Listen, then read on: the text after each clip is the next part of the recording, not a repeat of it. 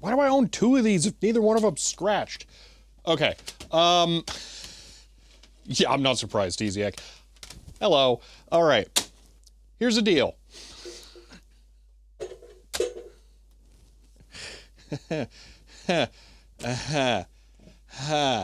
So. That one has a hole in the middle also. Yeah. Wait a minute. Why did I not hear that? Thanks Twitch. Really helpful. End of line. You know, let me double check something.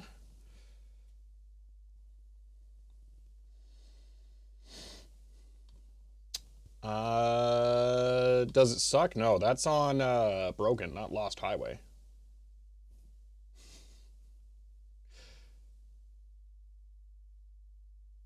What am I trying to do here? I'm trying to go to the server, and I'm trying to make sure that it's all running. That's weird. Okay, let me try and rerun this. Deck Talk is now online. End of line. I'm not hearing it. Why am I... They've subscribed for 9 months, currently on a 4-month streak. And says hi, colon. End of line. Okay, it helps to turn them on.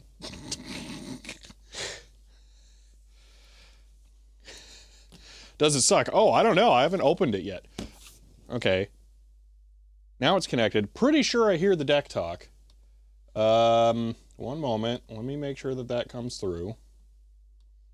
Deck Talk is now online. Okay, I hear that. Playfield subscribed with Prime. They've subscribed for 9 months, currently on a 4-month streak. And says hi, colon. End of line. Ortio subscribed at tier 1. They've subscribed for 49 months. And says, oh look, I's a number. End of line. Okay.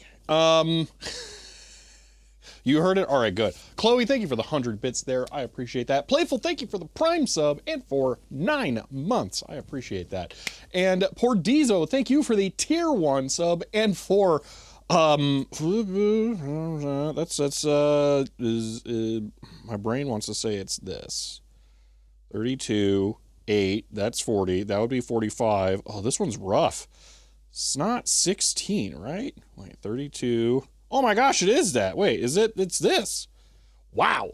Holy moly. Thank you for the 49 months, Perdizo. I'm going to have to remember 48 is this. That's going to be rough. But thank you. Okay. Yeah, so the box, I think, betrays what this thing actually is. Giving them like a book scanner, I got to be completely honest. They may have emailed. You know what? Let's find out. Let's find out if they'd emailed me, because I reject almost everything as far as like sponsored offers. Your brain wants to say it's that. My dyscalculic brain says BZZZZZ numbers hard. End of line. Chloe, thank you for the 100 bits. Aiden Star, let's see here. Have I ever been emailed by them? Yeah, a bunch of times. Yeah, so I could have got one of these for free. Actually, literally, I think this exact model they offered to send to me for free, but I bought it. So, alrighty.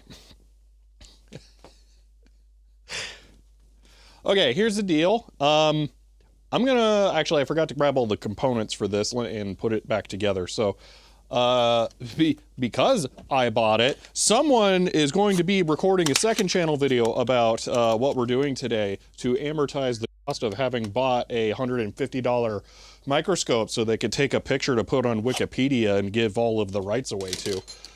So, we're making this a review of the microscope thing. So yeah, let me go do the thing. I need to format this drive. I cleared these drives to be acceptable for today. Let me do this. I also pixel remapped all my cameras for, you know, no particular reason this morning, so there might be fewer space ants visible on stream today. Okay, so I've got... subscribed at tier 3. They subscribed for 39 months and said finally able to make a stream again. End of line. Dogface, thank you for the tier 3 sub and for 39. Okay. 8, no, is it all of that? This would be 6, 9, yeah, 39 months. I appreciate that. Let's see. Apparently they didn't ask for anything specific when they give them away. Space Ants, that's a Ross's Game Dungeon reference. Okay. Okay. Let's see. Love the typography on the box. Yeah, it's very Play-Doh Company. So now you're able to give a completely honest review of it? Yes. I will say that I have been asked to modify reviews before, or to re-review something when there was something less favorable, which was super annoying. So yeah, having full control kind of matters. Okay. Hold on, I'm just formatting all the drives.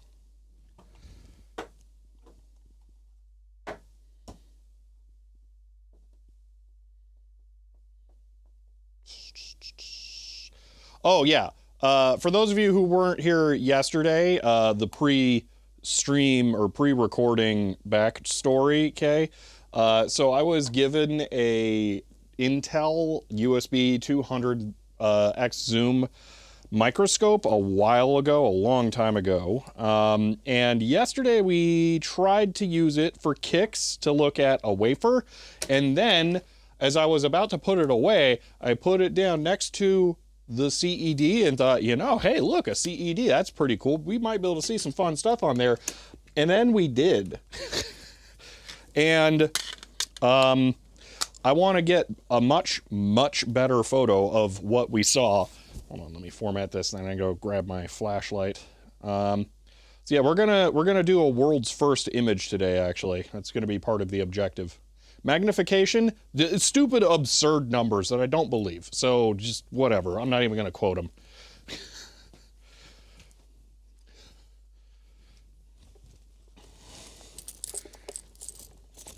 Who says THEER 100 dot? We saw the end dot dot, which wasn't the end dot, and well, it went on a bit. End of line. Yeah. Okay.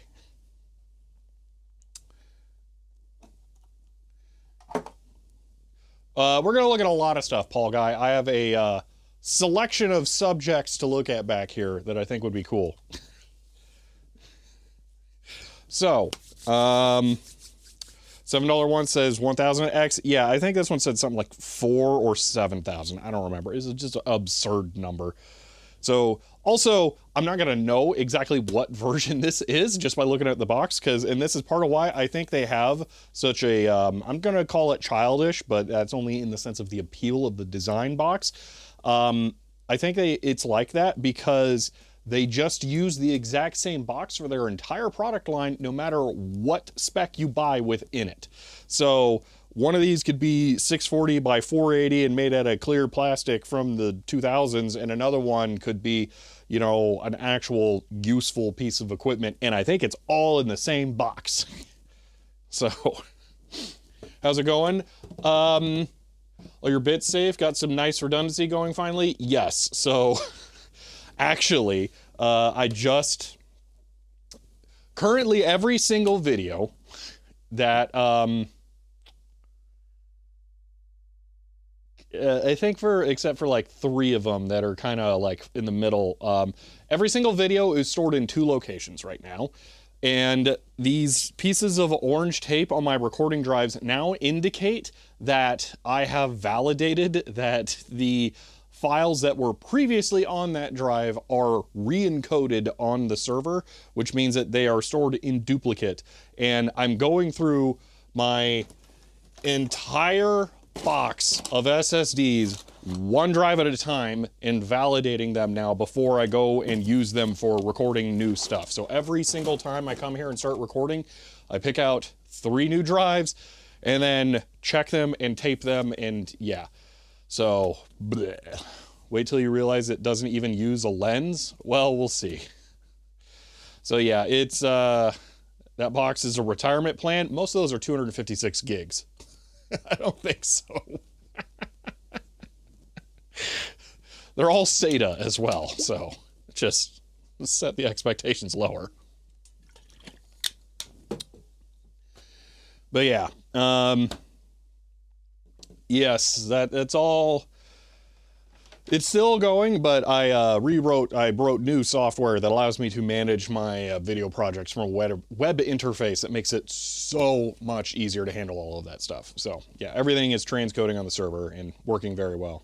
So using TDAR for a 16 terabyte from BROD H.265. Yeah. So I wrote, you can look at my Git repository for the video. Oh wait, actually it's on git.techtangents.net. It is Video Manager as the Git repository.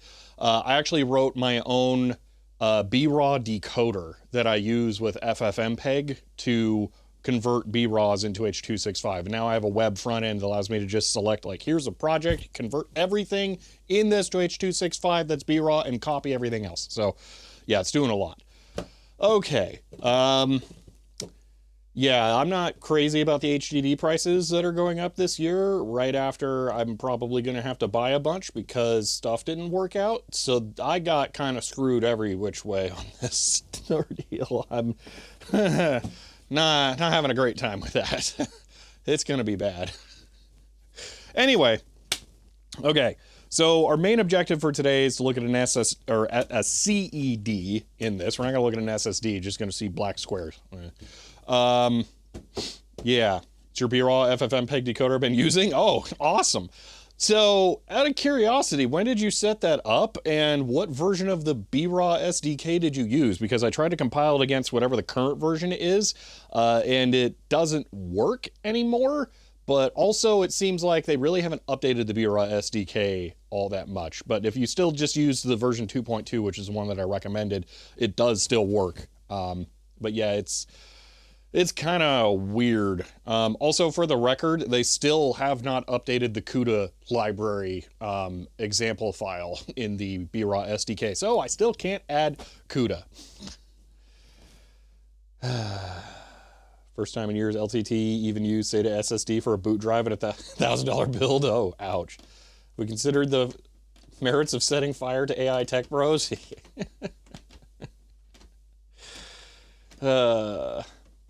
So, yeah. Anyway, yeah, I don't know exactly what's going to go on optically in here. So I'm just kind of waiting for everyone to roll in so that I can explain exactly what all we're doing once on video, because I want to edit this as easily and quickly as I possibly can.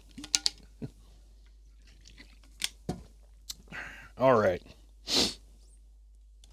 Use a 2.2 B-Riot pre-recommendation. Okay, CPU only, just let it run.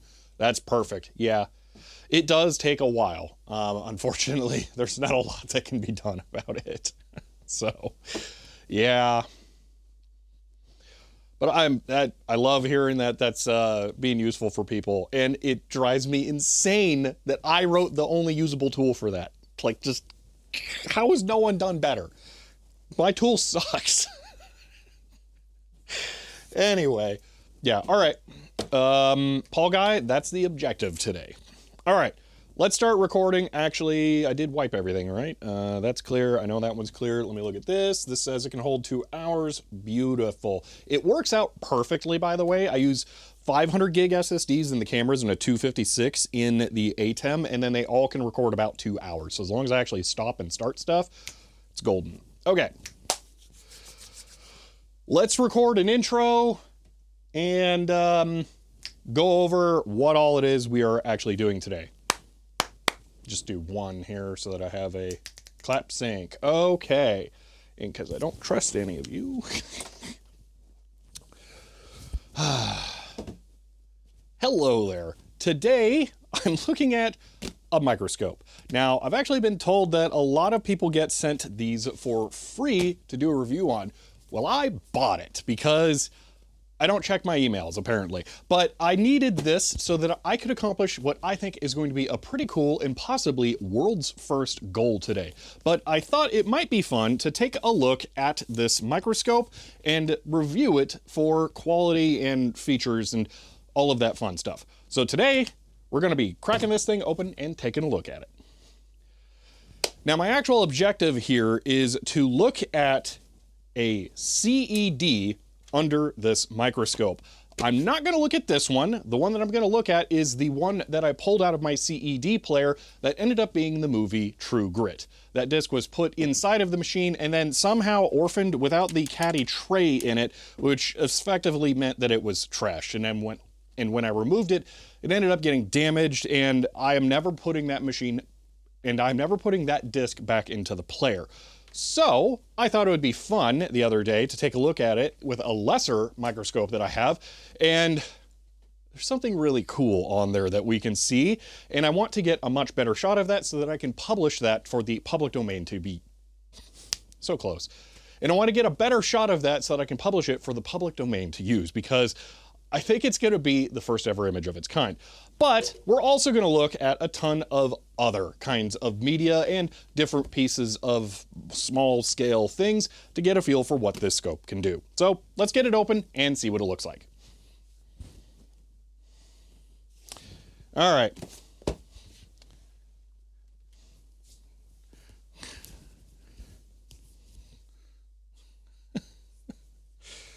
I want to put the disc back on the wall so you can point at it. Nah, I'm good. It's actually off to the side. We got problems with trying to image that disc, but you'll see. Alrighty, let's do this. Boop.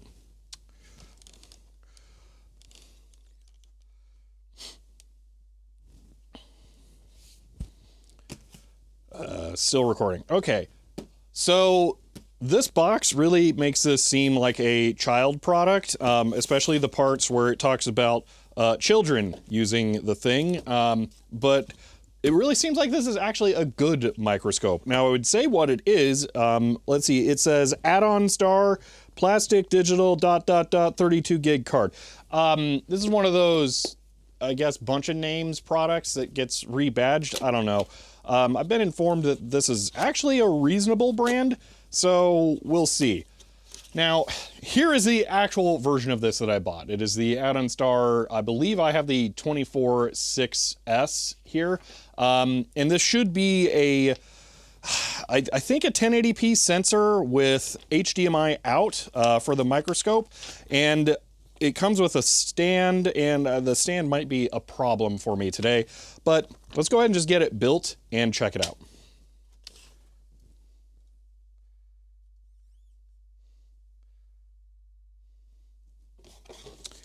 All right, parts list, I just did. Interesting, I don't know. All right, so here is the main piece.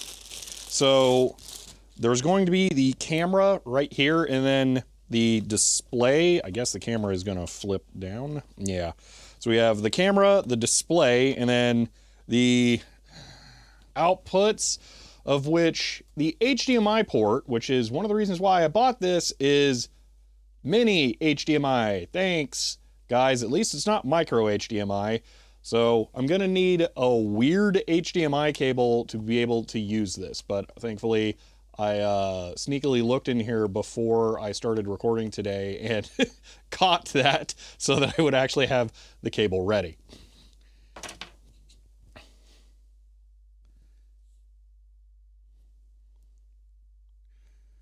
All right, set that aside.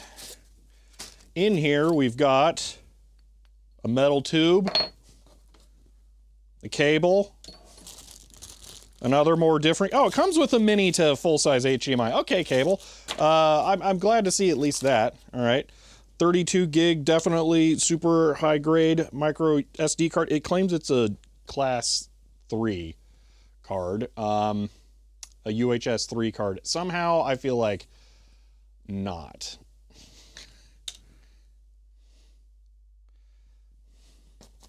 All right, USB power supply. You know, I actually didn't think about what the power supply situation was going to be. I'm glad it's not batteries.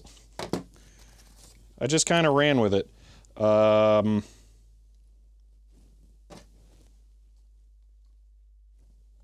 are there... Okay, we'll actually have to look at the manuals to set this thing up, it seems. All right, we have some USB lights that are in coil cables. Definitely trust Blank as brand. Yeah, card with mine had the authentic counterfeit hologram sticker on the back. Great. All right, we've got a lot of grease lubrication on this slide. Holy moly.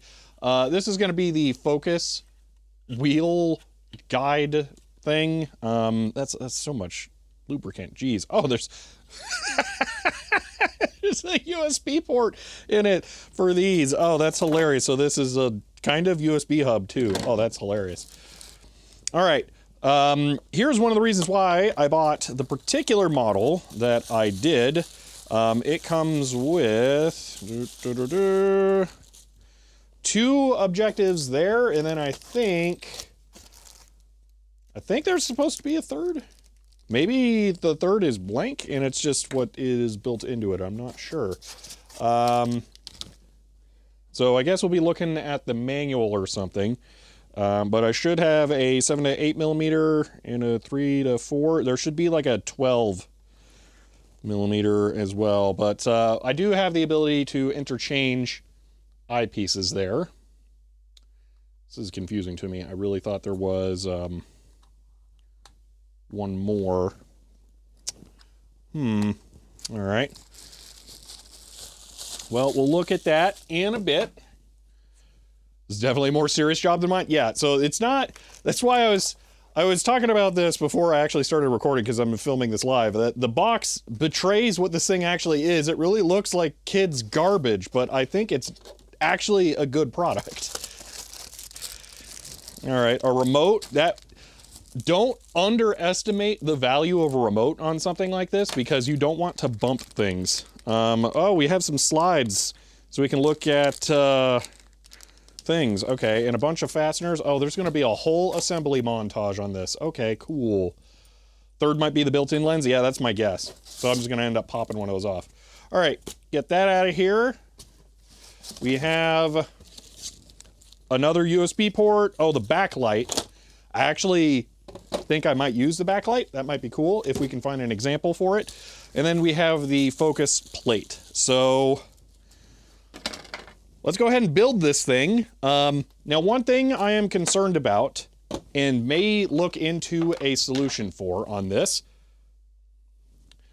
is that we will have this here and then this here, and that limits the depth that we can get into with the microscope itself. So if I just kind of pretend, put this on there, I guess it's going to go about there.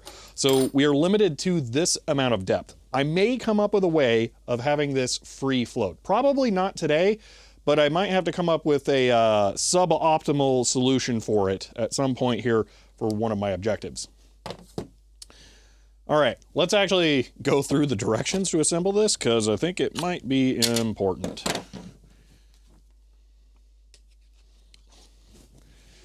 Just because it's a black square with a hole in it doesn't mean it looks like a floppy disk.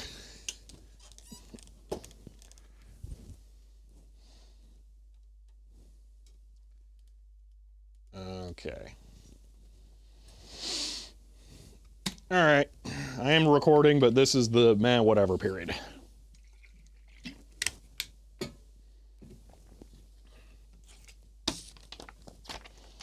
Alrighty, so it claims in here video resolution 2880 by 2160 at 24 frames per second. I don't think that that's ever going to be useful, and I'm pretty sure it only does 1080p through HDMI. It claims it can record... Oh, it says it can do 120 frames per second of 720p. Is that actually going to be a 120 FPS display? Because that would be hilarious. Let's see. Video output, HDMI, PC support, software with measurement, gift. Is there software on the SD card?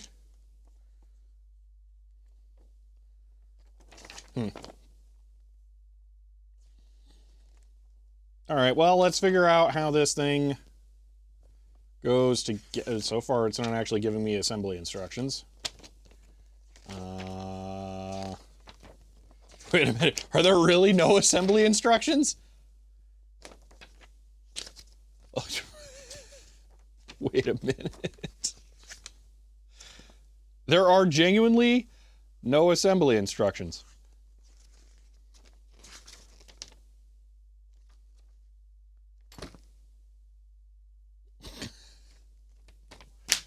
Oh, wait, I'm an idiot. Never mind. It's on the components list. Okay. Guess which part's getting cut from the video. All right. All right. Step 1, plug. Okay. Step 2, short screws go into the base. Has 4x3 camera, which software skills. Everything is 16:9, even if recording a video. Oh, that's awful. What are the black stickers for? And then we have our samples. Oh, I don't like that one of them looks like blood.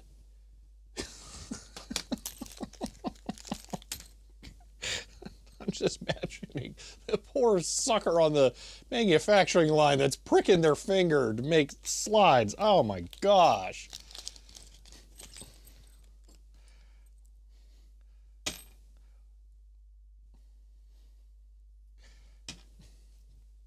All right. You built Bender who needs instructions when you can do that. Someone who wants the thing to maybe work the way it's supposed to.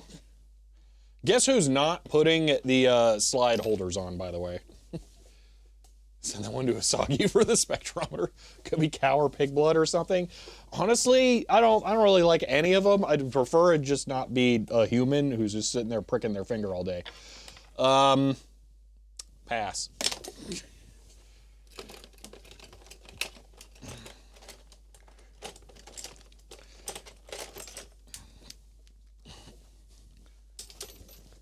Yeah, so the reason that I was willing to purchase this was not actually for the photo for the CED. I figured it's probably time that I had something that was a little better at macro. Oh, these are deep. I don't know.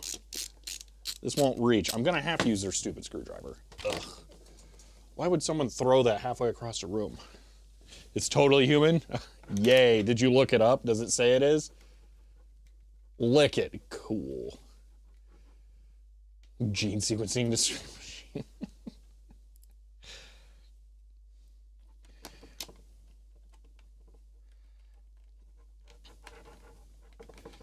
Receiving the stream from the future right now, says chat on stream updates faster than my chat. That's extra weird. Oh, these are plugs to fill the thing at the bottom. Ah, okay. So we have a plug for filling it. We have a diffuser, and then a white one. Next time you throw a tool over your shoulder like that, remember it's board dot. End of line. Chloe, thank you for the 100 bits.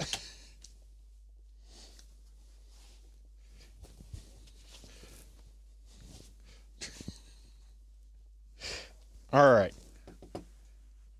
I'm just going to leave that uncovered for right now. We pop this on and put a screw through it. Okay. I don't like that that moves so easily there, but oh well. That might actually... Wesley Nixon says CHER 100. I hope this works. Da, da, da, da, da, da, da. End of line. Wesley, thank you for the 100 bits. All right. For us here, I'm going to cut ahead because I want to know. How far in is the CED going to go? Oh, sweet. It's going to go in far enough. We're not going to have to mess with it too much today. Oh, thank God.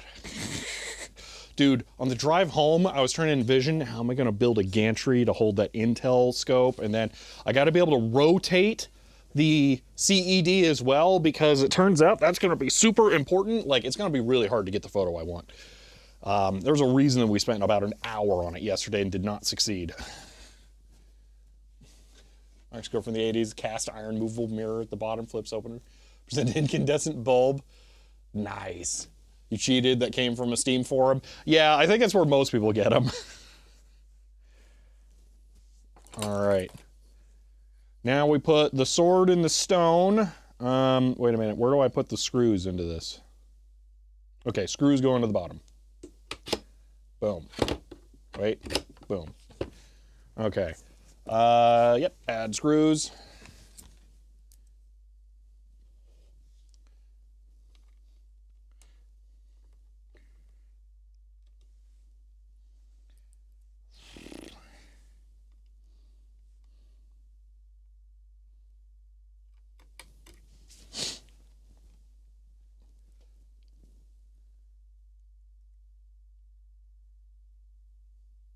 One moment.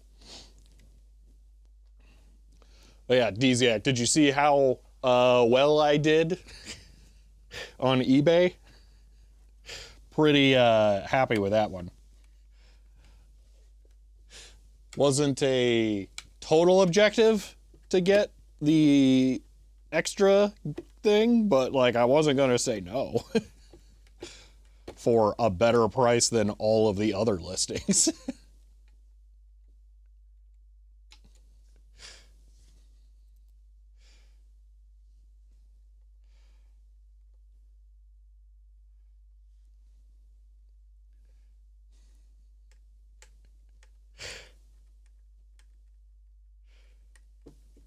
Yeah, I think that was going to work well on it. All right, there we go. I unsurprisingly hate the screwdriver. Oh, okay. This is the Quake 2 quad damage pack for 20 bucks. Nope, it's more directly applicable.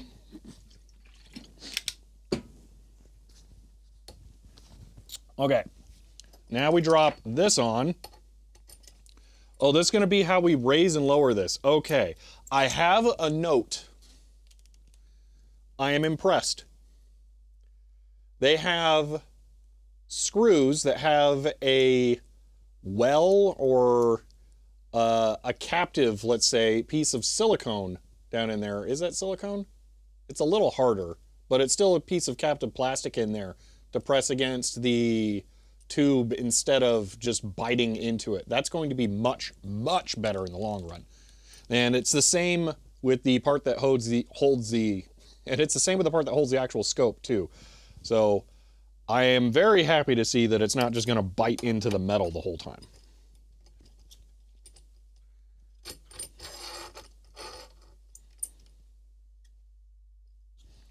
Okay, boom. Oh, we gotta unscrew the lens. Oh, that's the other lens. It comes with it pre-installed.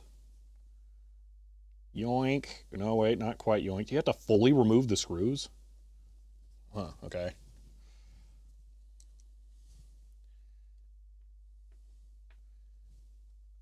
Don't let your dog help you on your workbench. You hate to handle. Oh, gosh. All right. That does have optics in it. So the bonus lens, let's call it, is not completely optional. Wait, where is this supposed to go? Okay, it goes all the way down. All right.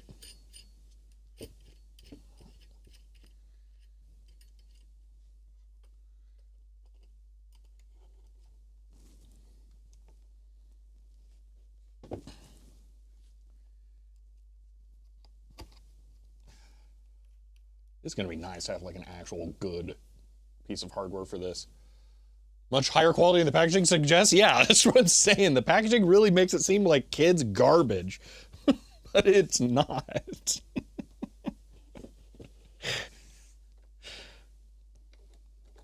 They are really not doing themselves any favors with that packaging. Hey, Digital Ice Age. We are currently assembling the Scooty Puff Senior version of the USB microscope now, because Scooty Puff Jr. sucks. All right, should email them and ask for money. Okay.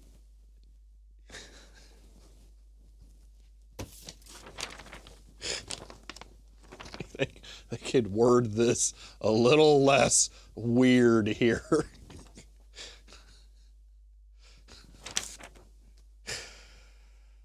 Okay, we put the lens back on. You didn't screw in the part that plugs into the base. This part, you're saying?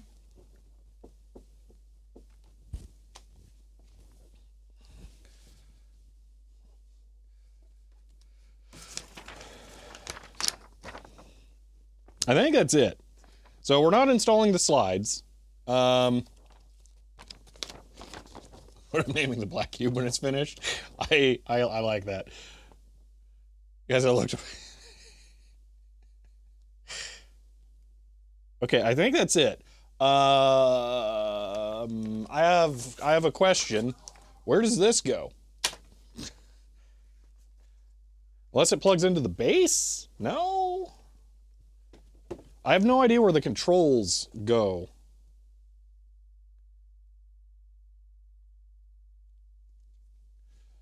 Sure, those directions written by IKEA. Okay, hold on. Where do we plug the control cable?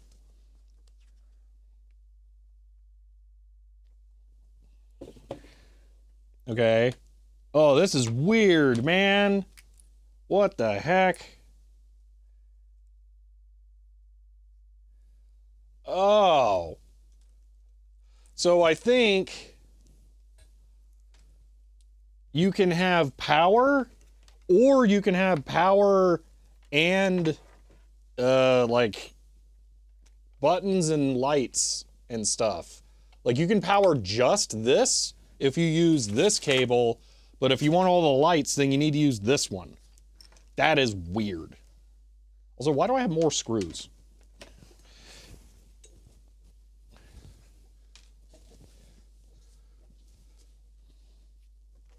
Hold on. What did I... Okay, the long screws go here.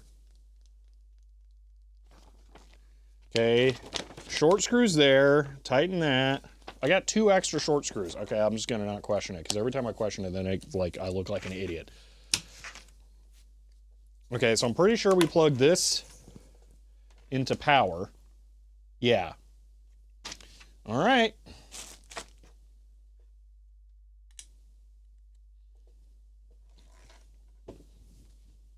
Oh, it's not working yet.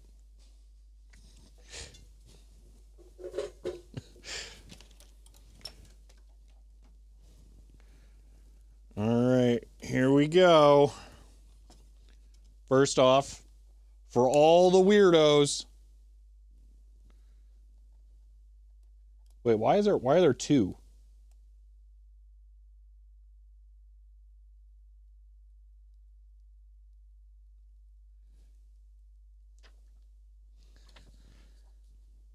This isn't a screen protector. It's got a tab on it.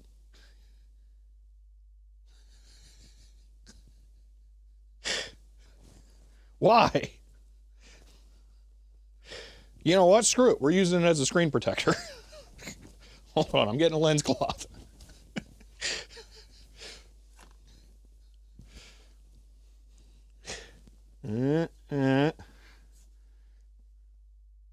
Will it? No, it's not going to curve. It won't fit on the bottom. We can't do it, or else it'll drive me insane.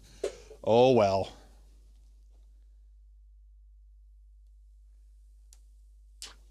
Weird. I am very sure that is actually meant to be a screen protector. But it doesn't fit.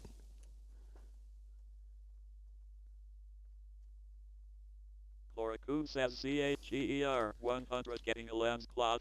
You Yeah. need to add a password to the microscope. End of line. It's too tall. It doesn't fit. That is a screen protector. That's so weird. All right. So there's a finger. And then focus. Oh, that's a lot better than the other one for some reason. Okay. So, oh, my fingernail really broke. Ow. Okay. All right, let's start out by looking at some random stuff, just for kicks, but we have a thing we need to do first. So, the reason I bought this particular one was because it's HDMI. So let's see what HDMI looks like with it.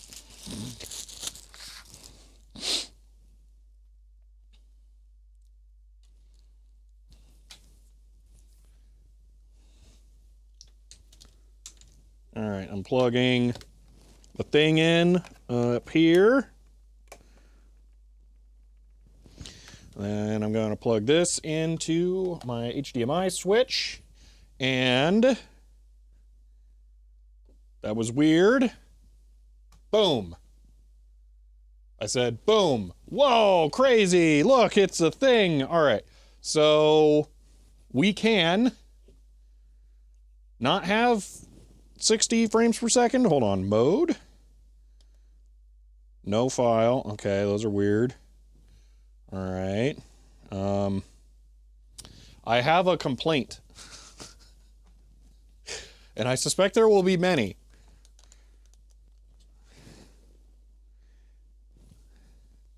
The video on the display is slightly covered by the plastic frame. You can see, if I rotate this back, you can see the top of the camera reels, but if I rotate it forward, the plastic frame covers it.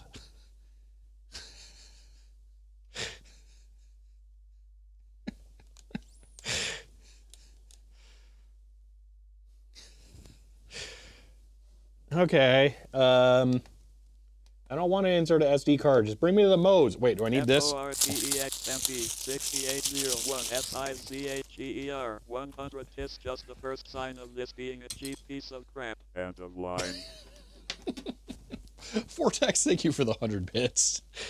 Okay. Let's put in 2 AAAs. These are not the world's best AAAs, so if this doesn't work, I don't blame it. Okay, cool. Now, out of curiosity, Does the menu show up on the capture? It does. Okay, I actually like that. I'm going to disable my view here for the live stuff. Okay, so resolution. Okay, that's, is that 60? I don't know. I'm not convinced that that is 60. Also, for giggles, if I do this,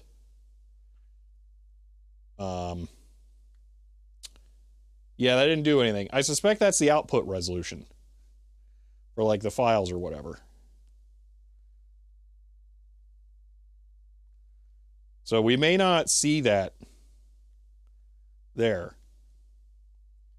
Yeah, this is definitely not 120 frames per second. So we might only get 30 frames per second HDMI out. That kind of sucks.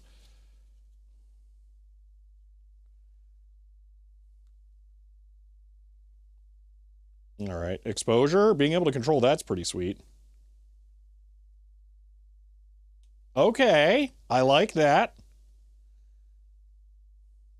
Sharpness, let's go ahead and set that to soft. Freeze, is that just display freeze? Why is that in the menu? That's so weird. Contrast. At tier 1. They've subscribed for 47 months, currently on a 40-month streak. And says, oh hey, it's the number Star Trek likes to use a lot. End of line. Flare Spire, thank you for the tier 1 sub and for 47 months. I appreciate that. Wait, that doesn't work. 40, that's 48. 47, there we go, 47. I appreciate that. Yeah, all right, let's stick something under it. Here, just the manual. All right, there we are. Like instantly dots. Like, that's pretty good. I like the focus control. That's not bad. Okay. I think, oh, there's a freeze button on the remote, so I can do that and then remove this. So that's nice. We can't see you at the moment. End of line. Yeah, I got it right. Don't worry about it. There's NTL and PAL. I don't know what that is. Is that changing the HDMI output? No? Okay. Sure. 50, 60 hertz? That might be light rejection. I don't know. Oh, we can adjust exposure on that. We have stupid fake digital zoom on there. Actually, stupid fake digital zoom might be important. Because the sensor is supposedly a higher resolution than what we're actually seeing. Okay, let's start out with a test of a CD and see what we can see. Now, I have no idea what to expect for how... You know what? No, let's make this easier, okay? I got a thing. Have we tested actual resolution? How can we? I got a better idea for something to test.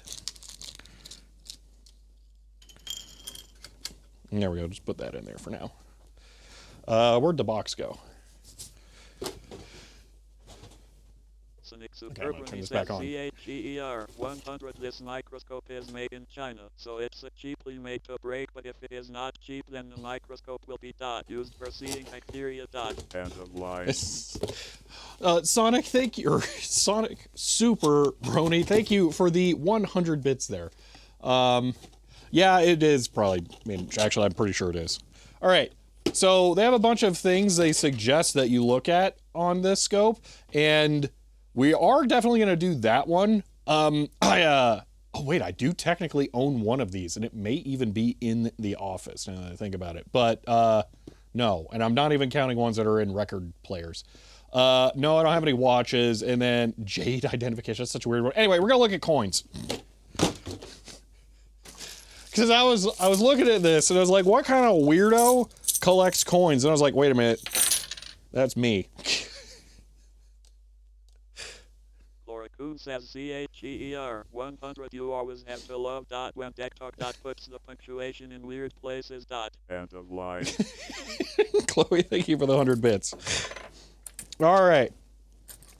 So Why is this not centered?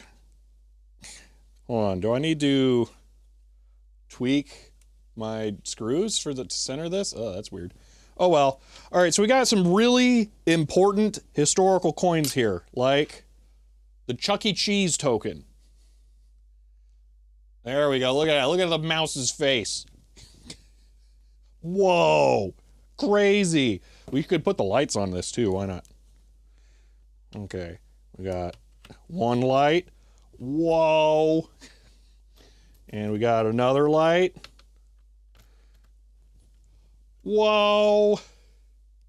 All right. So how do I want the lighting on this? Let's see. There. And maybe there. There we go. If you bought this microscope, you probably don't have enough money to have diamonds, much less look at them. Yeah. There we are. These have removable lenses for some reason. What? Wait a minute. Seriously, there's a removable lens on the light. I don't know why. Okay. I keep hitting the wrong one there. This nightmare material? Dude, it's... You know what? I actually don't know what his name is. But you know what's even better than Chuck E. Cheese? Peter Piper Pizza. What's up? Oh, that one looks really good on here. That's right. It's Rocky the, I'm pretty sure, dinosaur. Okay. Now, I think we could really crank this up and get closer and then refocus. I want to mess with that. Whoa, we can. Okay. So that is a wide focus range. Holy moly.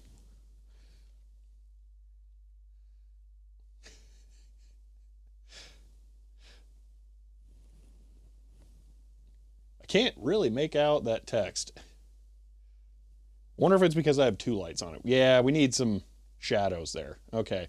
I wonder if the lights that are built in will be useful for the CED. But yeah, that's cool. The Peter Piper Pizza token or the focal range. I'm impressed with the focal range here. This is pretty sweet. Oh man, I'm getting some corrosion on my token. Speaking of corrosion, so I got this thing. Okay, this is here. $50. Okay, it's one of them ones. All right, but then I got this one. It's all funky looking and corroded $50. Oh man, I hate it when that happens. So yeah, we can see literal patina in there. And a year. Chlorocoon says CHEER 100 corrosion on your token. Who knew it had a Vartanica in there? End of line. It's actually cool to be able to see the corrosion that close. We'll be getting closer here. Don't worry. All right.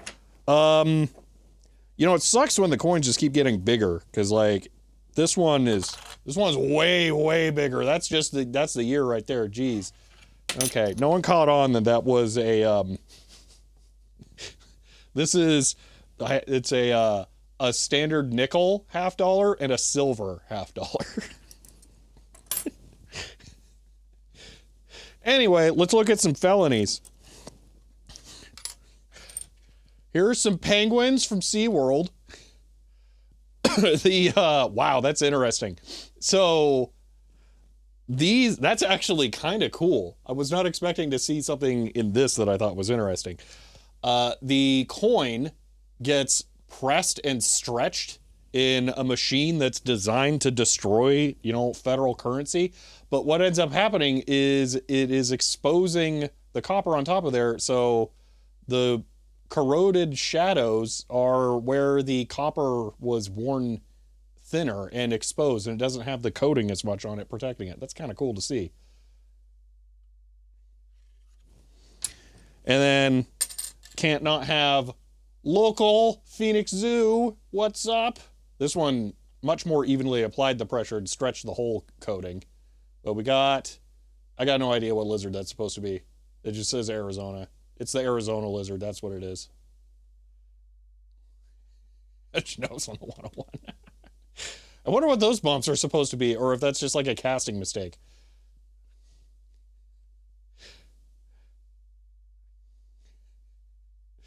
So these machines at the zoo, saw one last week. That is awesome. Now they're collector's items for destroying other collector's items. Thought you were making a comment about SeaWorld. No. It's about destroying the money. Although SeaWorld is definitely not without their own issues. All right. I did bring some other coins. Oh, wait. Jungle Jim, what's up? That's right.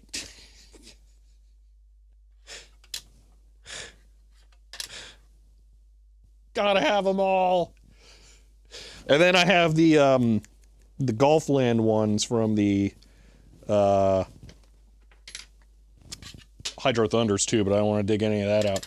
I got some funny money. I don't know how I ended up with this.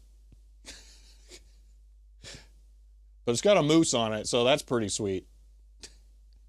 No, I don't have Pistol Pete's. Contents list. Data General's breeding pair, Hydro Thunder's breeding pair, Deck Rider breeding pair.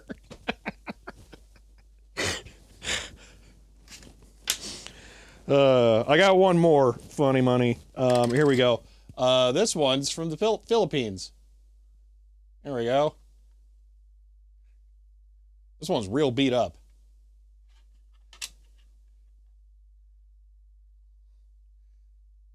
I like the gear. They're clearly Factorio players. All right, there we go. So that's coins. The Hydro Thunder came from Peter Piper Pizza. No, it came from the exact Golfland where Bill and Ted's Excellent Adventure was filmed. All right, let's put the coins away. We might be about to bump up the magnification as well.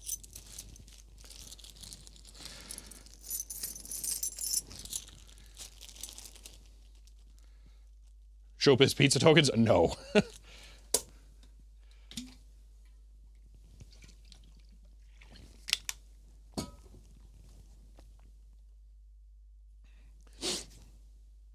All right. Oh, that's right. It came with slides. What are on the slides?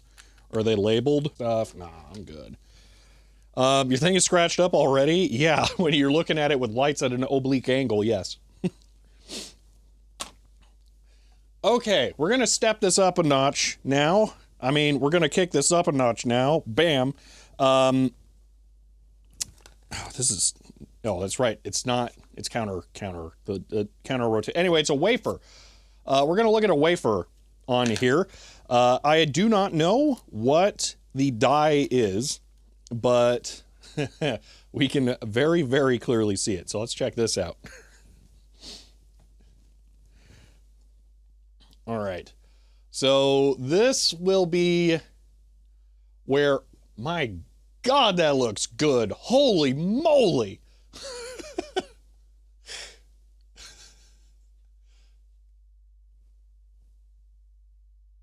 What? That's insane.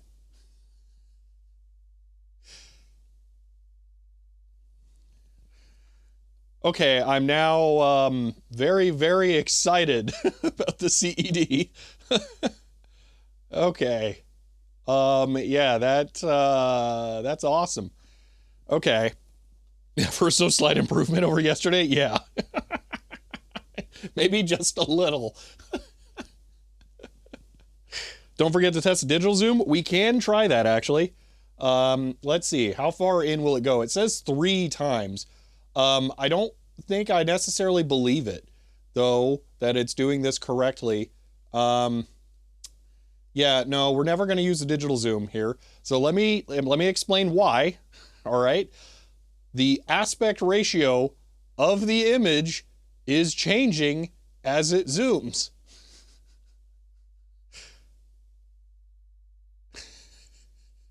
So 1.0, let's pretend that's square. That's wider. That's taller. That's wider. That's the same. That's taller. So, yeah, we're not going to use that. That's, nope. Zoom is a bit scuffed, but it's real. All right, we'll go full zoom once.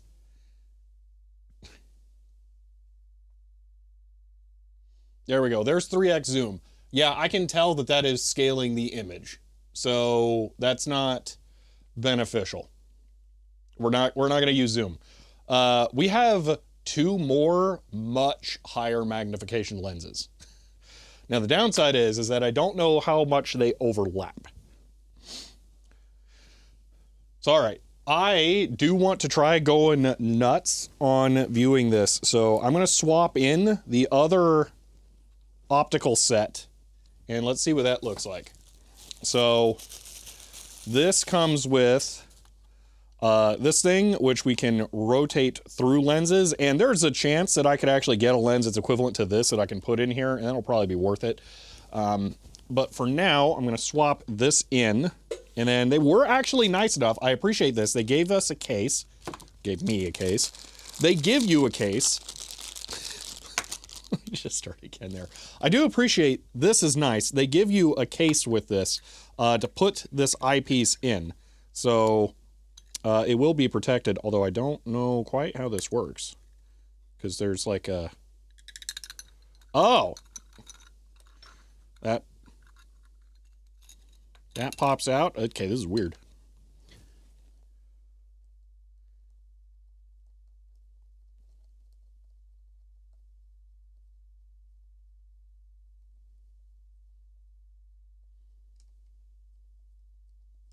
Okay. Never mind. That's not a lens case. I swear I thought that was a lens case. Okay, I wasn't recording with the good quality camera and stuff, but I thought this was a lens case and... Nope, that's not a lens case. Okay. What the heck?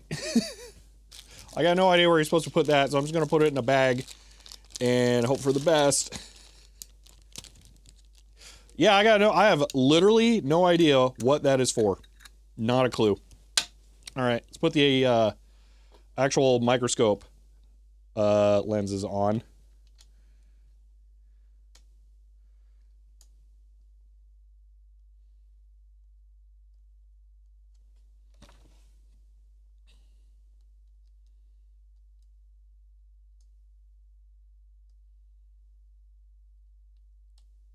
I think it can take a standard microscope objective.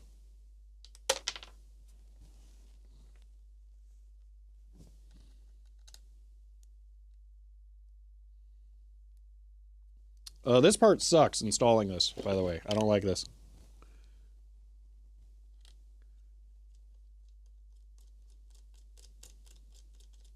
Maybe it's for the diffusers. It seems really overkill, but maybe.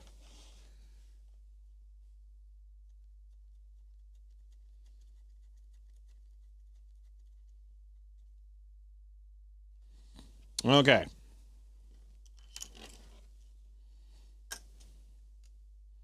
So now if I rotate this,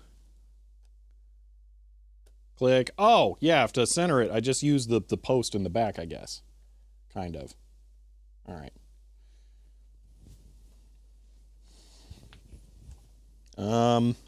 Yeah, that's working. Okay. Let's see what we can see with this.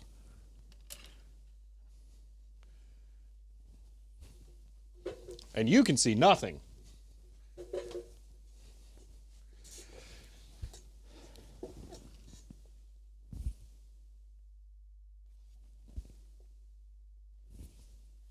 I just blow past it. I did. CHER 100. Maybe it's for John Madden because he is ordering a pizza from the telescope. End of line.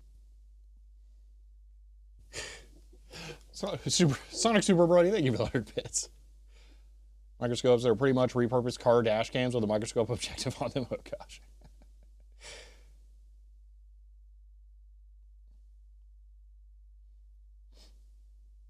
Yeah, but so Maxim, the problem is we have to be able to know what zoom level actually is 1:1 versus what is digital zoom, because it was definitely digital zooming. Let's count transistors. Yeah. Okay, so yesterday We were looking at this thing, we were trying to read something in the lower left, so let's see if this is legible here.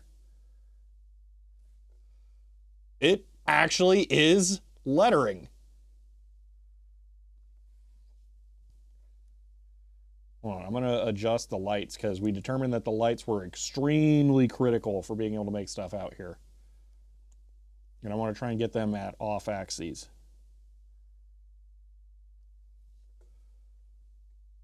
Oh, this is definitely words and stuff.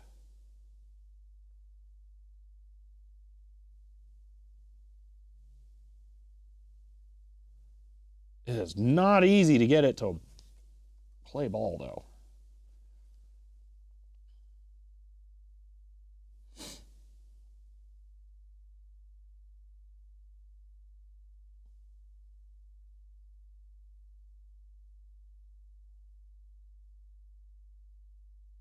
I feel like there's a lot of chromatic aberration, like their plastic mount for the eyepieces is not tremendously stable.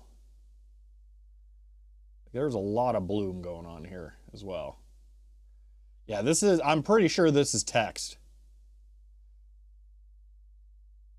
That is crazy. Bitrate, yeah, the bitrate probably really hates the speckles in the metal. I'll just leave that be for a second. You saw a light cycle in there.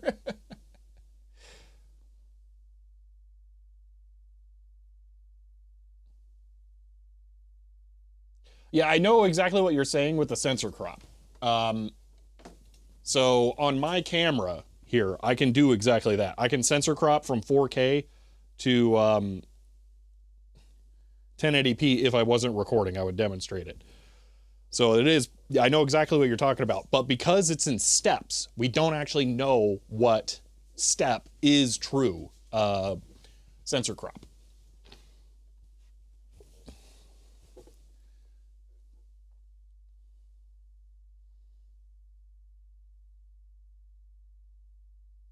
All right, let's try the other lens for giggles.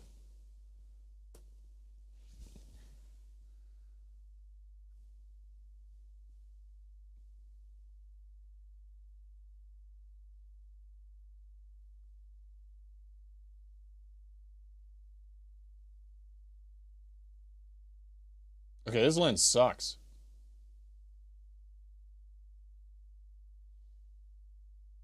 Yeah, this is one of the reasons why I said I didn't buy the ridiculous magnification claims that they had.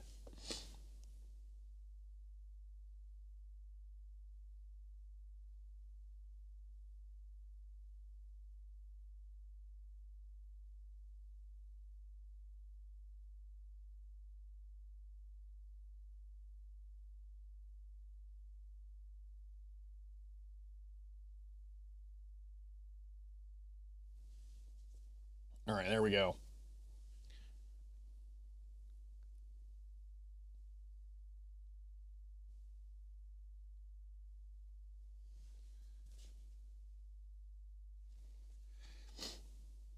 It is so hard to move because it's such a tight zoom. There we go.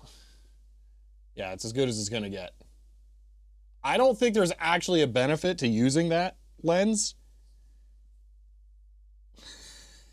Also, are these adjustable? I don't think so. No, why do they show a range on them? Maybe it needs more light.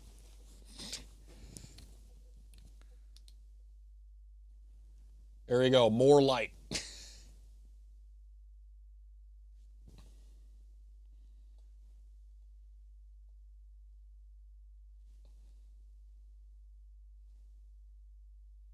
Yeah, it looks hazy because it's not a good lens. That's the thing.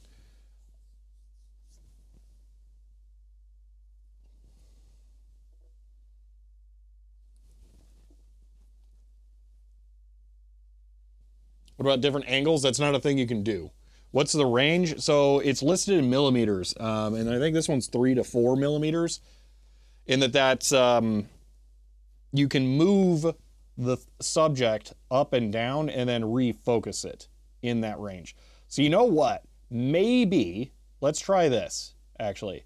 Let's find, I've maxed out focus on one side, okay? Now I'm gonna bring focus the other direction, which is not changing as much as I'd hoped. Okay, I'm gonna try and feel out. Wow, the focus has a wide range. Oh my gosh. Okay, here's what I'm gonna do. I'm gonna count, here. I'm gonna explain this a little more clearly. And you know what? Let me demonstrate this actually. So on my video camera here, okay, I want to demonstrate a phenomenon that's to deal with the aperture of the lens. So this lens is, what's the exact range? It is a 2.8 to, well, let me find out. F22 aperture range. So I can go from 2.8 here to F22.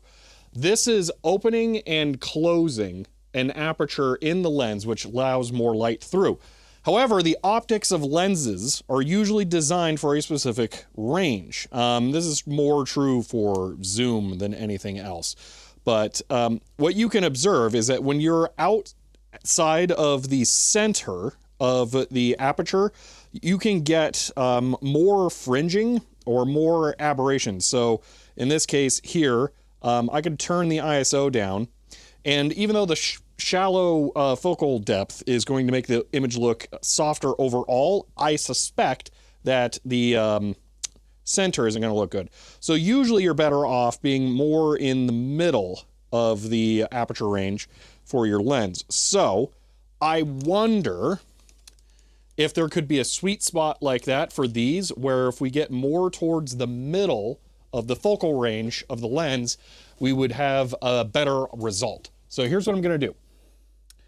I'm going to count how many rotations from here to here this has, and then I'm going to counter rotate it back half of that to get it in the middle, and then we'll use that as the midpoint of the focus range on the lens.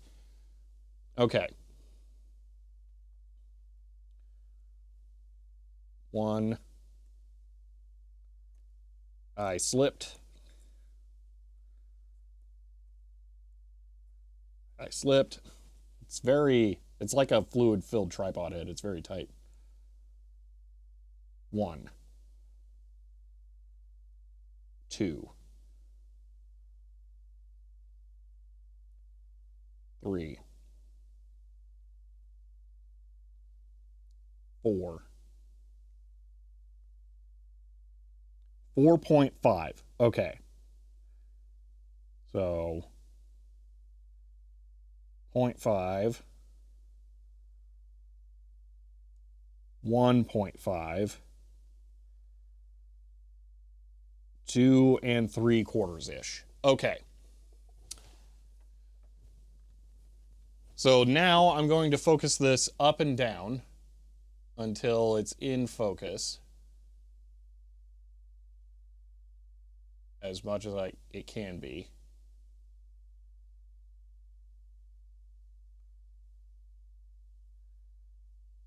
This is very not easy. Okay, let me ask a question here for those of you complaining about the motion sickness and everyone in general. Would you prefer I give you this view until I get it locked in and then switch, or do you want to see the focus happen live? Because I can do either.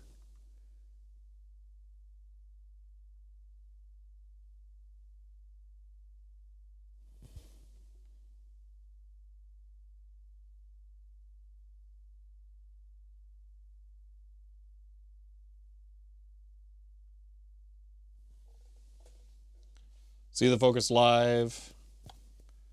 Much prefer no live focus. Really bad motion sickness. Don't feel affected. Fine with live. Doesn't bother me either. See the focus live. I think I'd rather see the camera view until focus is locked. Yeah, it's about 50-50. All right. We'll flip an Arizona lizard. Lizard up. We keep focus on while I do it. Lizard down, I show camera view. Lizard down. I show camera.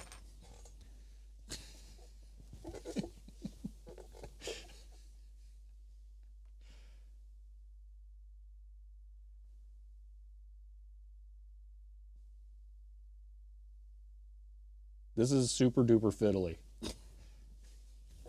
All right. For some reason, the MDF is irritating my skin and I'm getting a rash. So that's fun. Okay, here we go. Back zoomed in. Thank you, AC Lizard. All right. Oh, you know what? You're not going to like this part either. Hold on. Let me bring the thing. No fair, you measured the outcome by observing it. You want to know what the funny thing is? Is I did. Because one side of it is smooth and one side of it is not. And I could feel what it was on the palm of my hand before I flipped it over. So I knew what the result was, and I had the choice to do that move to alter it or not.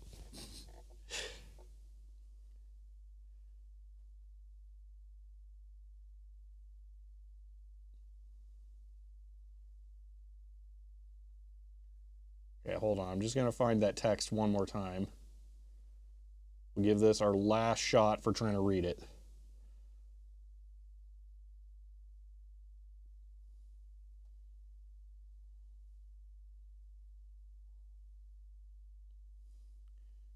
And then I have something else I want to try and look at. All right. Boom. Okay, so that's center of focal range, and that's not really better. Actually, I don't think that this is better than the other one at all.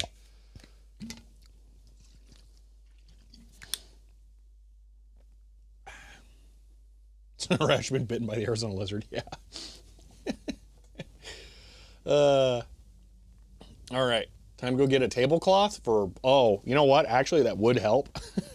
I do have the blanket free from that. But yeah, so let's see, why not angle the lights differently? Because that's not what's causing it to be blurry. Wow, those are hot. Yeah, we're gonna bail on this. It could be the metallized subject matter reflecting more, making it undesirable, but yeah. But a polarizer, that's not a possibility here. Okay. There are some more things I want to check out. While we have super high level magnification on here, I want to look at a CD. I want to see if we can see the pits and lands on a CD. But before we do a CD, we should do a laser disc first, because those pits and lands are probably a lot bigger.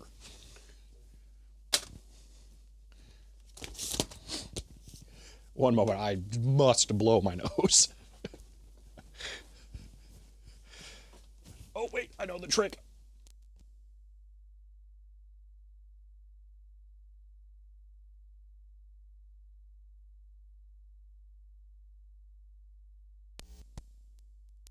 There we go.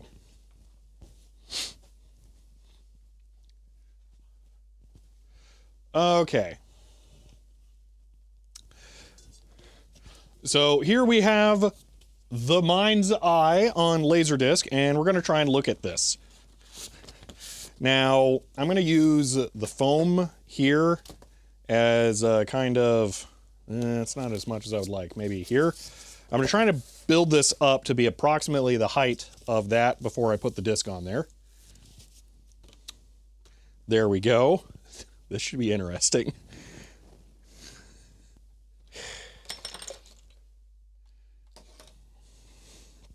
Now, this is something that I really care about, so I need to be very careful with this.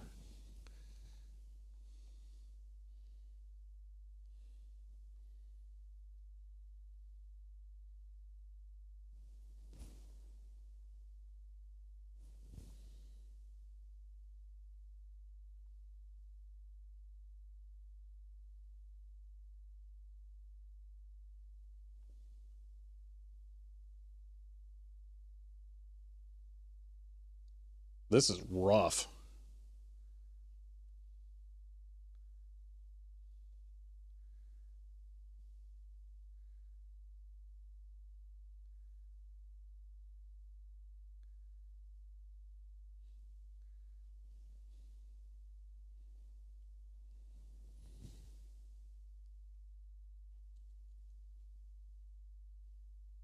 So I can technically see something, but I don't know. Yeah, turn one light off. I don't think that's it, because if I turn off that light, we're not exactly getting shadows. And the lights cannot be individually turned off. Can I make them brighter? Oh, I can. That'll help. They're going to be so hot. All right. Let me do this. No, we're not going to see frames, but we might see something. I don't know. Like if I move this over a little bit, we might be able to see a line. There we go. So that is something.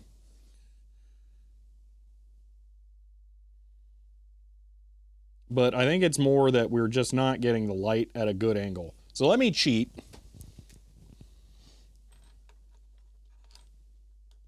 Oh, that turns off more than the lights. Actually, that only turns off not the lights. That's kind of annoying. And you can't turn off the lights either. Cool. Okay.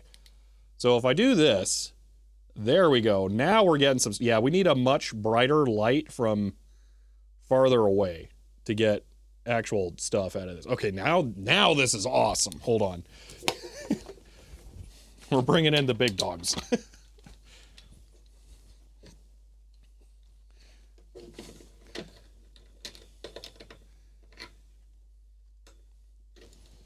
Less mag first? No, we need all of the magnification we can get for Laserdiscs and CDs.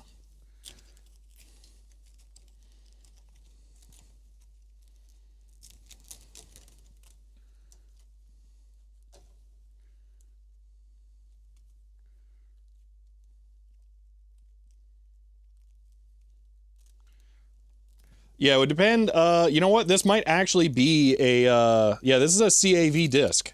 So actually, in theory, we might be able to see something. Because this is a computer graphics animation disc. It's meant to be kind of a show-off disc. So yeah, it makes sense that it would be CAV. So this does not work in the stream. What? You mean the camera like that? This chat does not work in the stream? I'm not sure what you mean. If you're talking about YouTube chat does show up. It's just highly delayed because YouTube is stupid. Ooh, that's kind of an interesting view right there. So there are some stripes that are visible vertically. So let me do this really quick. Let me make this fully aligned edge to edge. Wow. Okay, there we go. So you are now looking at this. The top is the outside edge, the bottom is the inside edge.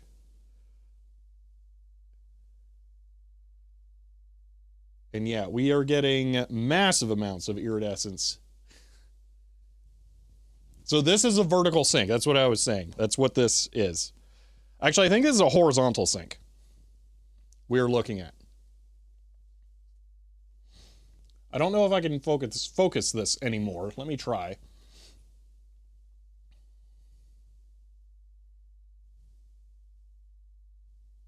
Oh, the answer is yes. Oh my God. Look at that. That's crazy. Okay.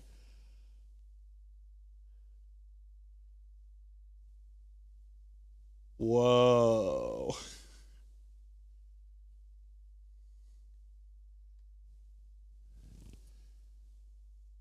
Dude, I wish I knew what I was looking at.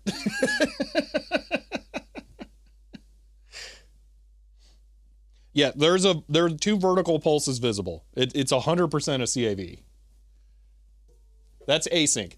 That's H-sync. Here, let me get you a better shot of the disc here. So to explain what it is we're looking at on this laser disc, let me get an overhead shot and try and show you the portions of this disc as they are laid out on here. So you can see the little squares over here. This is a CAV disc. Where is it labeled? There, right there, CAV. That stands for constant angular velocity. That means that as the disc rotates, the disc itself stays at the same RPM throughout the entire play session. The benefit to that is that they can put specific numbers of fields on each rotation of the disc. So as the disc continues to play, you can stop the movement of the read head into or out of the disc in one spot, and it can keep showing the exact same frame over and over again. Because the mind's eye is more of a visual feast, it's meant to be viewed and appreciated like that. So this is a CAV disc. So what we can see here, these individual squares are horizontal lines. Then the big section over here is a vertical blank period. So a CRT would be drawing horizontal lines one after another until it reaches this point. Then the raster beam would go from the bottom of the display back up to the top, and then here it would start drawing more lines again as it goes around.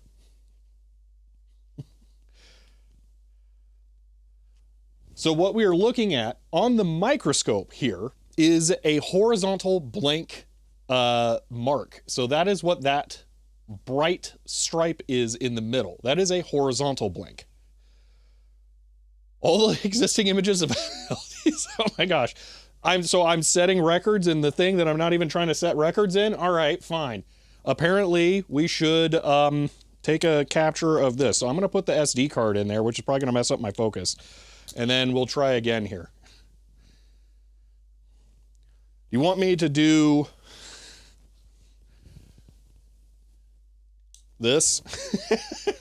Well, actually that hurt more than it helped. Because we can have the CAV-ness of the disc be visible as well and record that.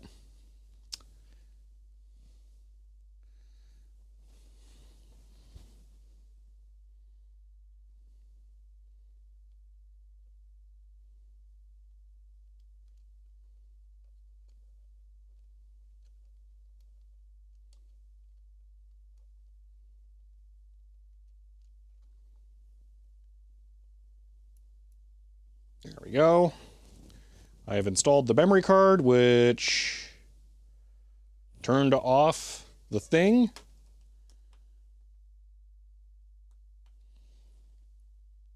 Okay, it's rebooting.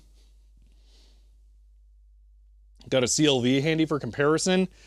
Maybe I don't really want to mess with it. Okay, I think I lost the horizontal pulse. Let me see if I can find it.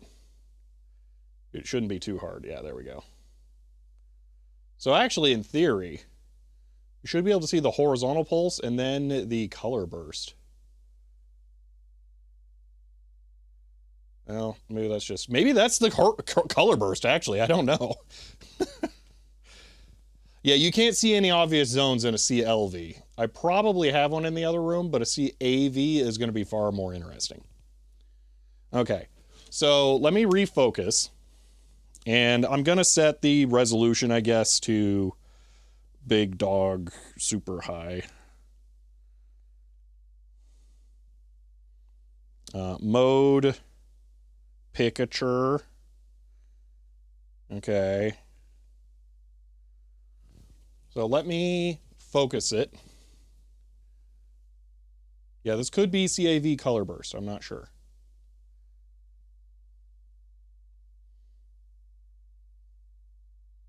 I think I bumped it and that caused it to focus. Holy moly, that ended up sharper than I thought it could.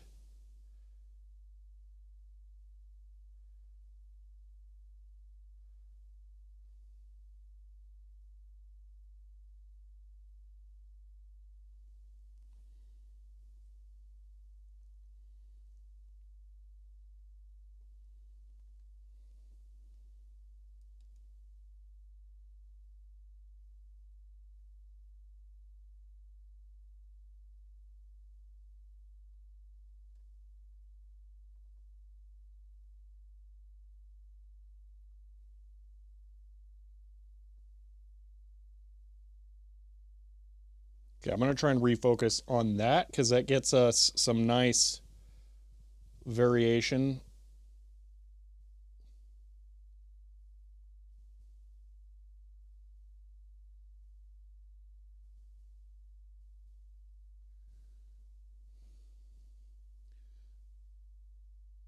Not quite. I think I need to raise this up.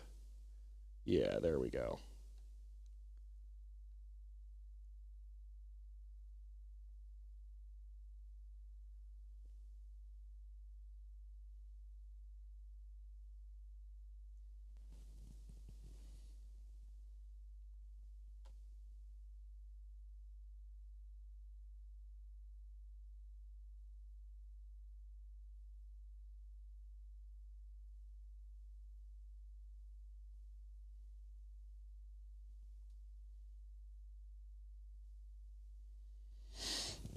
Unfortunately, the disc is not level.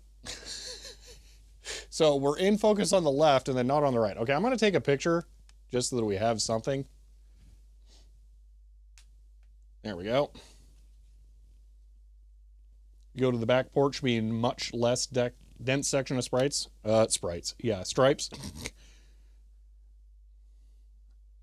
mean, we can go anywhere we want on this. It's not as critical. I want to try and level it, though, I think, which is a problem. But if I put a lens cloth on here, it's not going to damage it.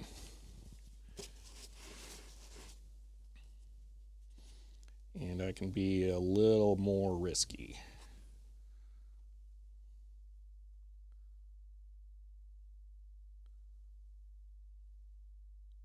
Actually, this could be kind of cool.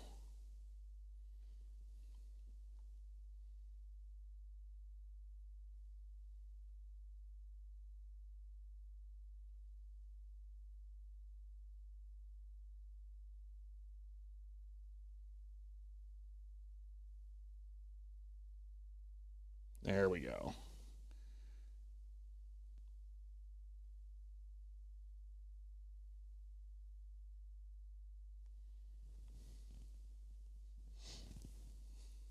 Put post-notes down. This is a semi 4K capable scope.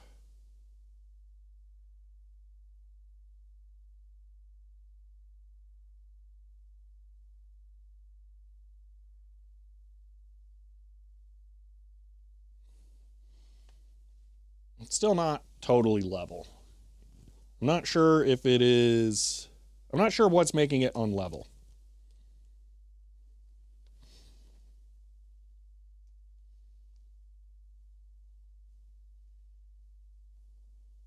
There we go.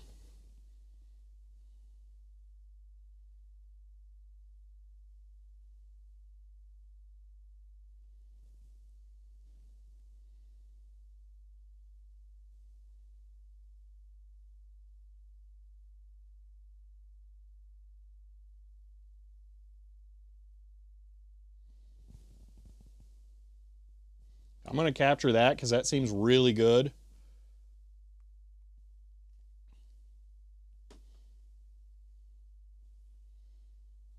But I'm still going to try and adjust it a little more.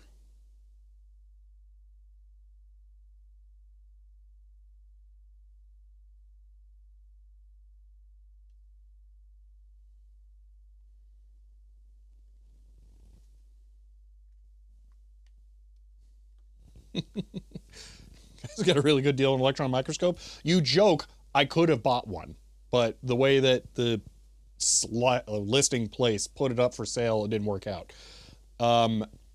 The state university has a old clearance sale, and they sold a scanning electron microscope, but they sold the computer and the microscope separately and at different times. So I didn't know that I could buy the computer and then a couple weeks later they would list the microscope. So I got robbed out of being able to buy a scanning electron microscope.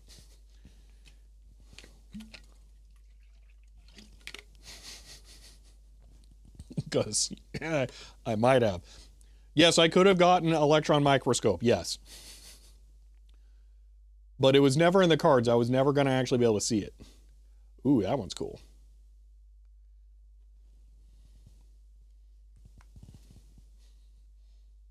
Before we move on, I want to take the card out and look at what these images actually look like.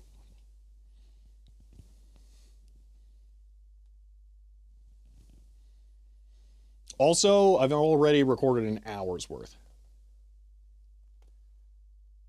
How am I going to decode the disk? Doomsday duplicator, probably? It turns off when you install or remove the card. That's so weird. All right. Let's go to workstation. Now I got to figure out how I'm going to read this thing. Out of all the problems I have, being able to read a micro SD card is not the one I would have guessed I would have. Let's see. This is here, and there we go. Turn off microscope first. It turned itself off. We're not going to be here long anyway. Okay. It did not come with software on the card. These are big images. And grainy.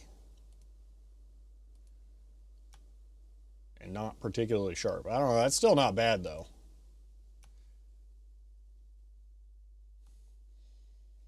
What do you think, Digital Ice Age Wikipedia worthy?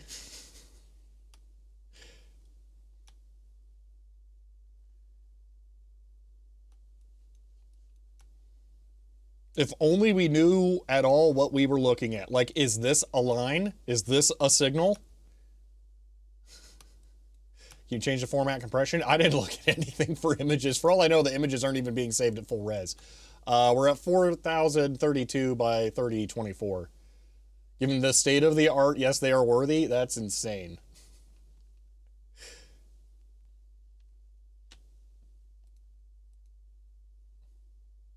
Saw much worse pics on Wikipedia. We can see definite detail. Yes. Wow. Okay. Are the wavy lines interference patterns? In a way, yes, actually. The only reason we're able to see any of this is because I forget what it is. Is it iridescence? Is that the correct term? Iridescent meaning. I believe iridescence. I believe that is wavelengths of light being distorted, but I think the chopping that we get from, is it diffraction? Would it be iridescent diffraction?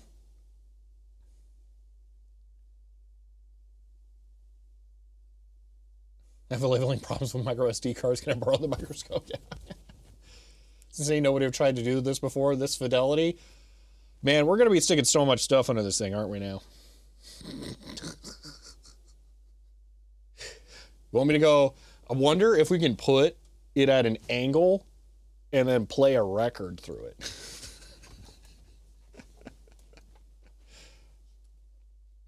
Diffraction grading. Oh.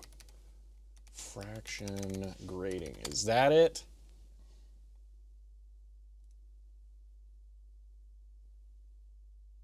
Yeah, that's it. That's exactly what I was looking for. Okay. So for CEDs, I was nuts. Yeah, I don't know. I'm obviously holding that one till the end because that's going to be the thing. But yeah, iridescent diffraction. You're seeing the white light diffracted at different angles patterns. Yeah. Okay. Yeah, diffraction grading. That was what I was looking for. 100 next week. Shelby tries to put Jack under the microscope. Not sure what he's You joke. looking for, though. We're going to. It wasn't going to be chat specifically, but I was going to put a panel under there of some kind. But then we got distracted by Laserdisc being far more interesting than I anticipated. Okay. I feel like I can do better, but also that microscope element sucks. So, are we going to start a GoFundMe to get some real microscope lenses? All right, let's eject this. And pop that card back in and then go take some more pictures.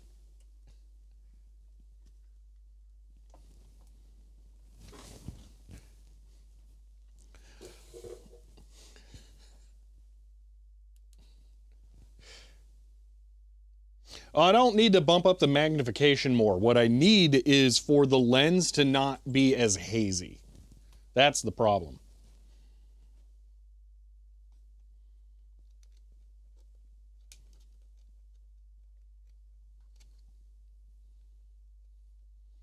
Vinyl record. I don't think I have that here. I can go check. Let me go check if I have a CAV disc or CLV disc as well. Pretty sure I will.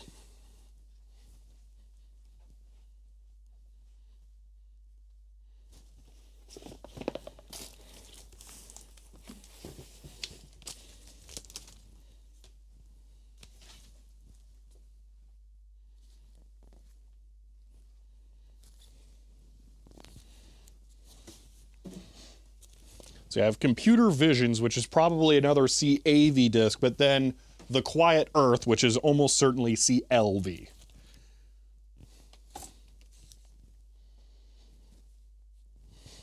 Eight-inch floppy to see if we can see the tracks. I don't think that's how floppies are going to work. I think the only thing we could see is dust that was on the head that scratched the disc. In the lab, in the office, suddenly, Mary Celeste, what?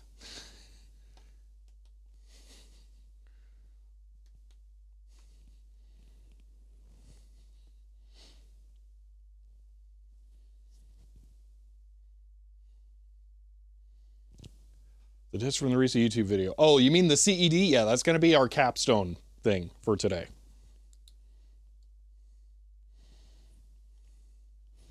That's going to be our big showpiece one. All right. It is in focus. Actually, I want this. All right, so before we skip over to a CD, I want to look at a CLV. Now, because this is CAV, we're seeing things like that horizontal line there. That is one of the H-sync pulses.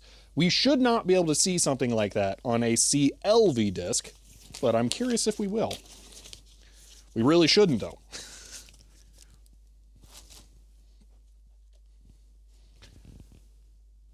So this is the Quiet Earth. You can see optical track on LS120. Well, I mean, it's optical. We should be able to see it. Saying its flux should not be visible. And what will be visible will just be the head having drug across the disc. All right, this is definitely CLV. So to give you an idea of what a CLV looks like in comparison here, if we look at the surface of the disc, we just see radial patterns with no repetition in the radius. We just see rings going in because everything is mixed up. Instead of spinning at a fixed speed along the edge, it spins at a fixed speed relative to the media. This allows them to fit more on the disc, but it makes it a little bit more difficult to pause and see things.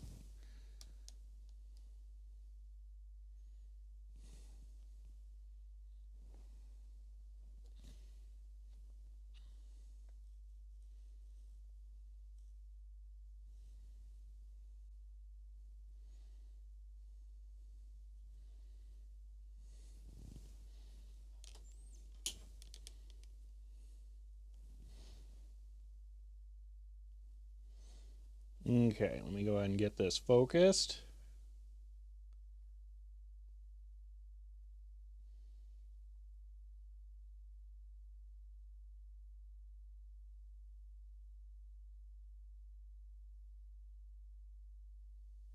Sonic Superbly says CHEER 100. I like how Dektok can sing. Now why do we want to have Dektok to sing? I mean Dennis Klatt did know that his SP.H synthesis can sing. End of line. Supersonic Brody, thank you for the 100 bits. I'm glad you appreciate the deck talk there. I think we're seeing video lines at the bottom. I think those are individual lines of video. I'm going to try and push the disc forward. Yeah, those are much more visible. That's kind of awesome. What movie are we watching? The Quiet Earth.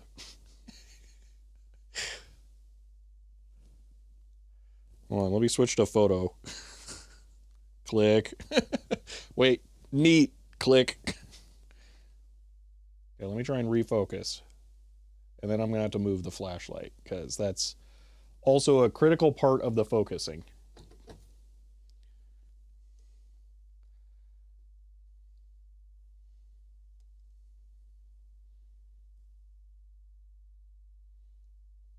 Oh, that was focused. That was just the best we were going to get out of that one. I wonder if we won't see the interference patterns with CLV because they won't align.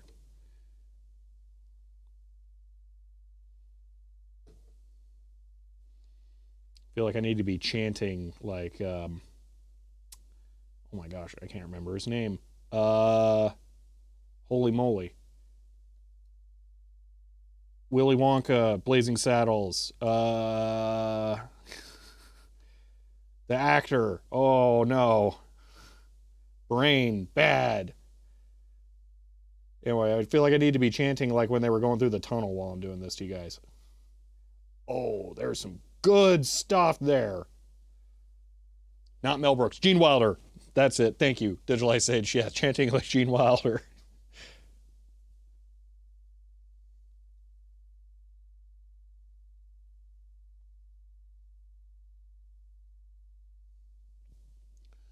So there's video lines on a laser disc. No big deal. Click.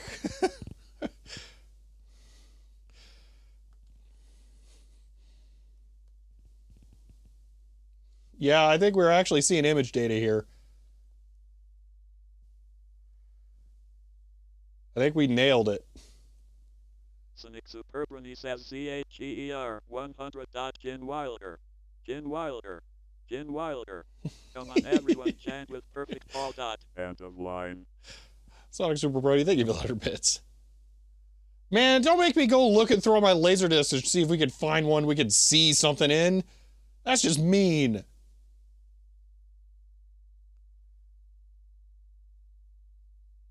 Yeah, we are 100% seeing video data here. This is insane. Well, that's the thing. Is that an H-Sync pulse? Because that doesn't make sense. Unless it's more like zone bit recording on a floppy disk than it is like actually linear. Because it seems like it's happening in steps.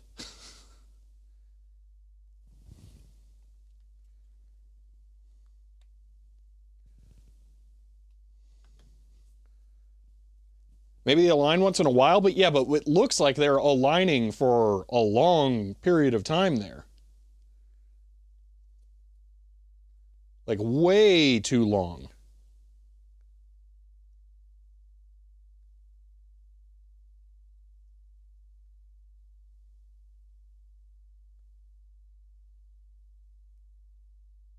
Oh, you're saying it looks, yeah, oh my God, you could be right. Whoa, that could be the closed caption encoding. That's insane.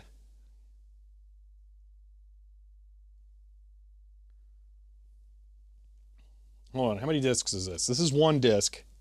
This is side 2.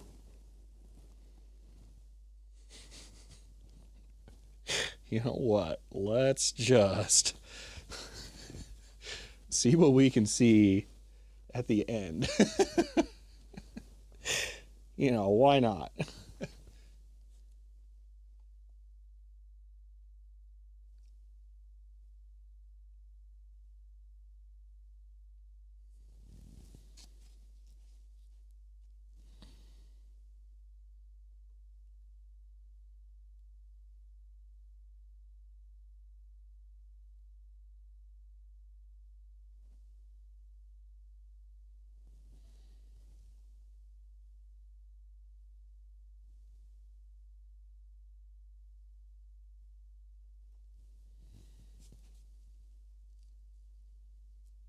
It's pretty trippy, that's for sure.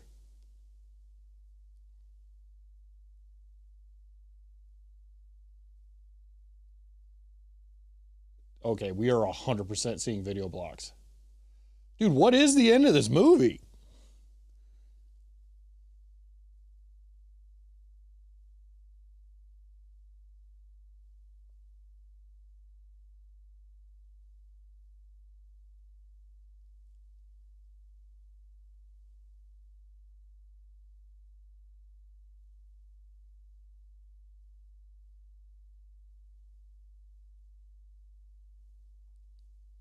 All right, let me find a section that's a little more like obviously video data here, and I'll get another picture.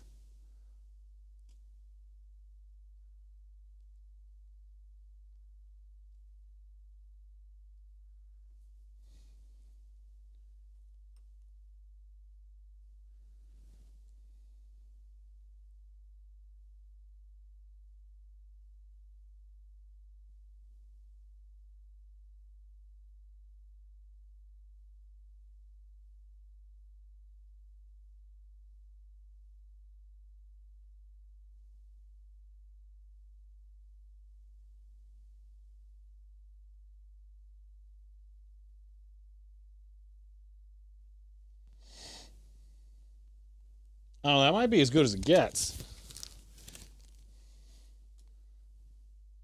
Oh, I bumped it. Drat.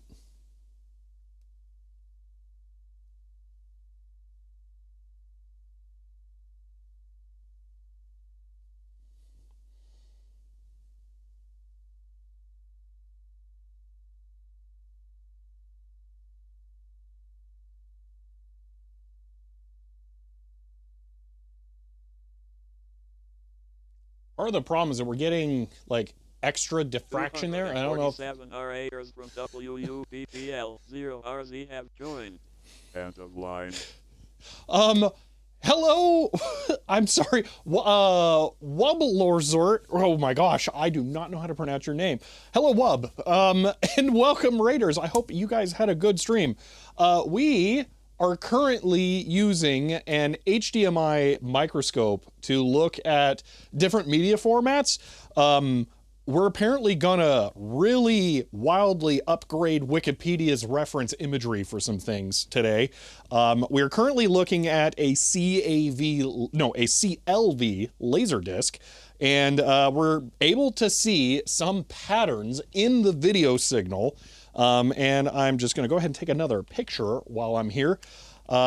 Yeah, so we're just kind of exploring different media today. But I hope you guys' stream went well. Carpet at General Cinemas be like, yeah. I'm gonna refocus this so that there's more convergence on what seems like 2 layers of data. Oh my gosh, I need to find a dual layer DVD. What will that look like? I don't know if I have a dual layer DVD here that's been burnt. Right from Germany, we don't know about this media format. It's like a CD, but way cooler.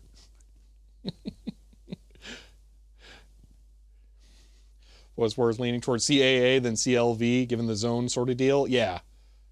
Is this future tech? If the year is when did this come out? In the like early 80s or something? Maybe late 70s. I don't remember when lasers came out. Anyway, it feels like the future. Color diffraction most likely due to invisible high-frequency modulation. Almost certainly, yes.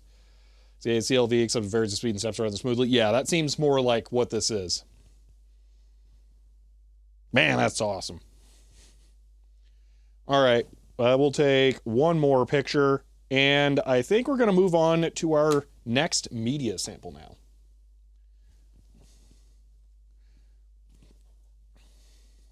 I happen to have a copy of X-Plane 9 Plus on disc, do I? That should be DL. Plus? No. X-Plane? Yes. Hold on. Let me go look. It might be X-Plane 10, but that might work as well.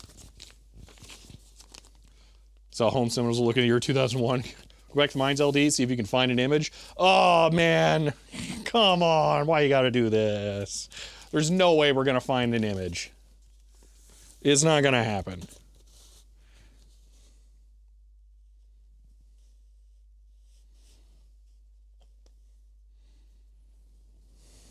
Okay, we're on side 2. It's not gonna happen. We're not gonna find an image.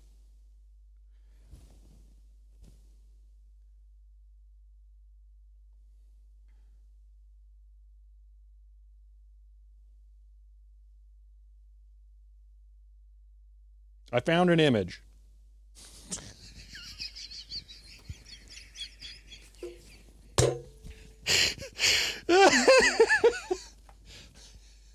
Here's an image.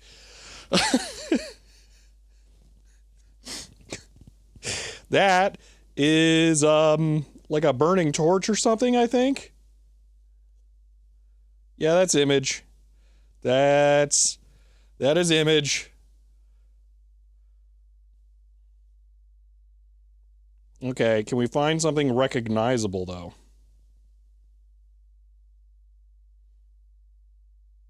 Yeah, it repeats horizontally. So yeah, that's an image. Now, actually, we have the same problem. No, it's not a burning torch. We have the exact same problem that we did with the CED because we're only seeing one line. So we have to find scrolling text or a scrolling image.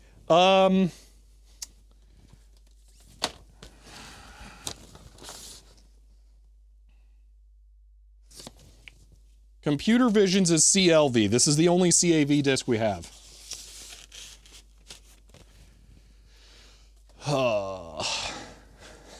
Come on.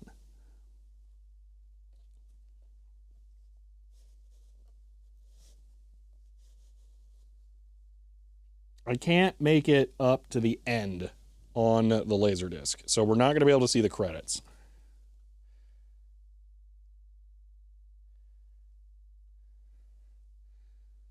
But the fields are smaller in the center.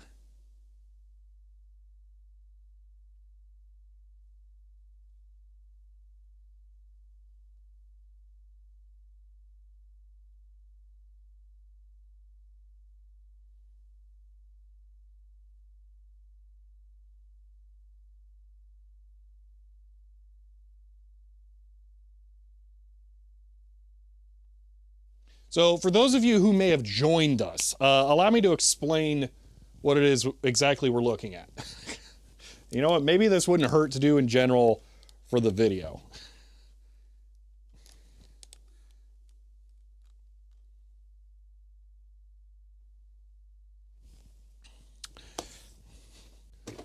Hold on. I need to move some stuff.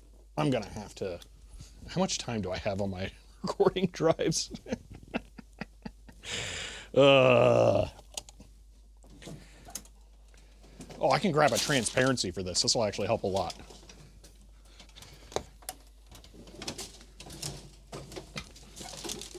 There we go. One moment. I'm grabbing a transparency sheet.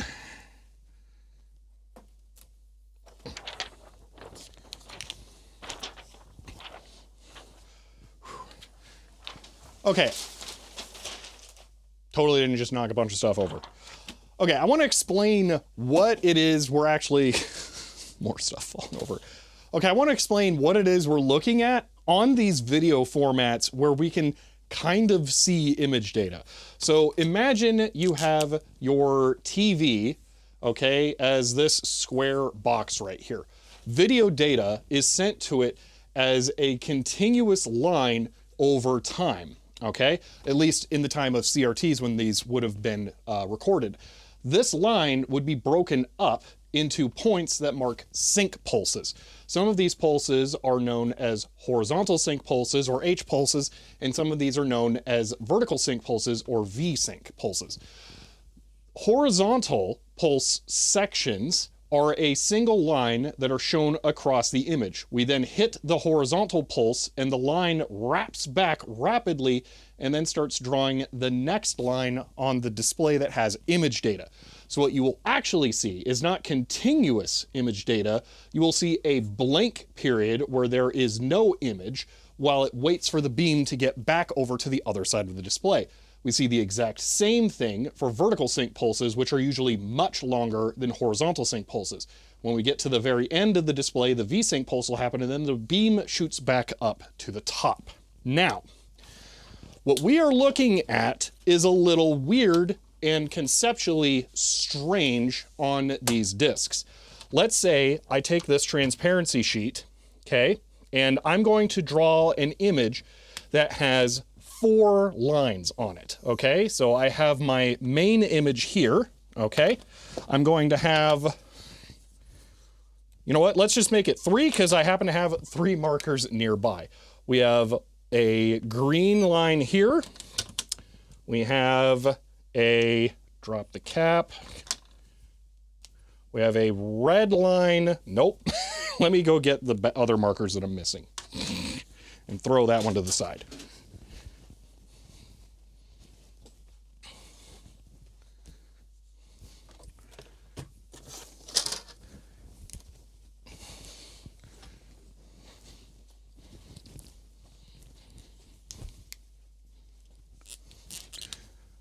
Okay. We have our red line here, and then we have our blue line right here, okay? Each one of these has an H-sync pulse that happens that sends the beam over to the next line, and then at the very end, there is the V-sync pulse that sends it back up to the top of the display.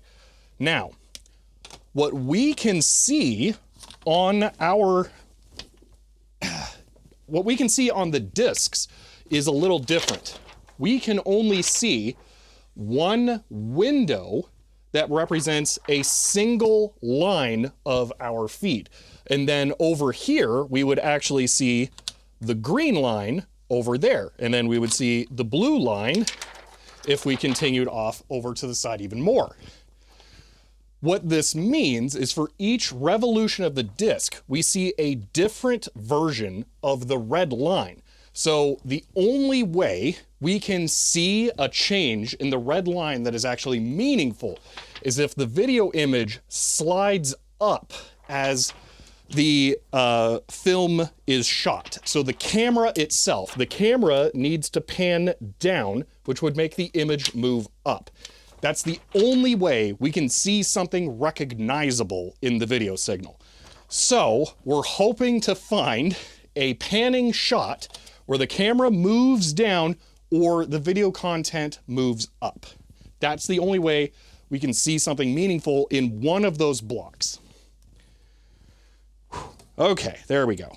Now I have a rough explanation of what exactly we're looking at.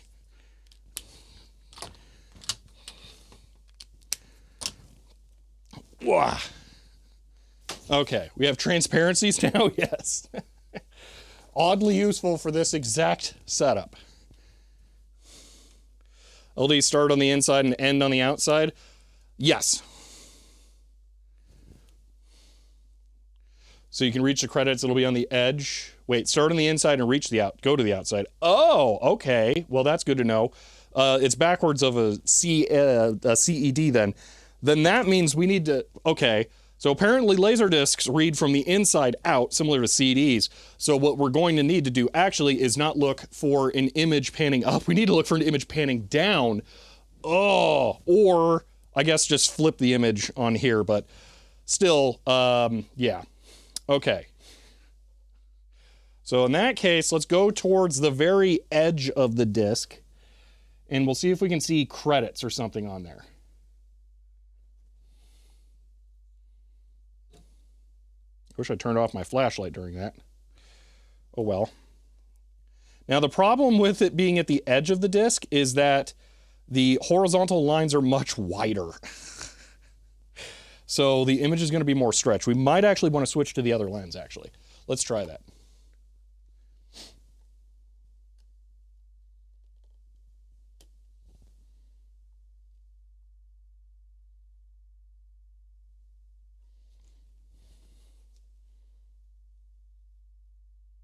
Yeah, this lens is a better fit. Okay.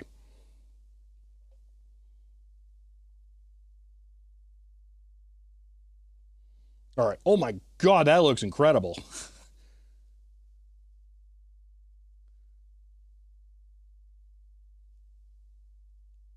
Okay, Digital Ice Age.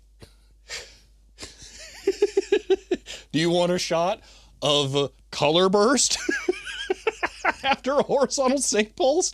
Because boom, that now exists.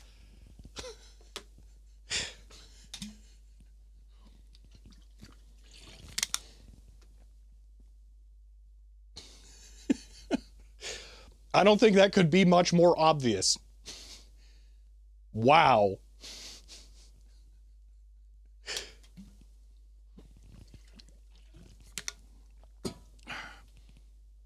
Tyler Hoot, we're going to do that, and we are going to see an image on that. We have a known example. We're doing the laser disc because for giggles, I thought we could, and turns out it's awesome. Okay, let's look through this and see if we can see anything identifiable. I may need to adjust the light, and I may also, you know what, I'm gonna move where we are in the disc. I'm gonna go more towards the center of the frame. I didn't think about that until just now. We were at the very bottom of the video frame. Okay, this is more towards the middle now. I'm thinking these shadows we're seeing are actually part of the video. They're not like dust or something. Okay, so we're seeing about 70% of the total video frame right here, I think. It's gonna keep sliding in. Well, those are pretty obviously something.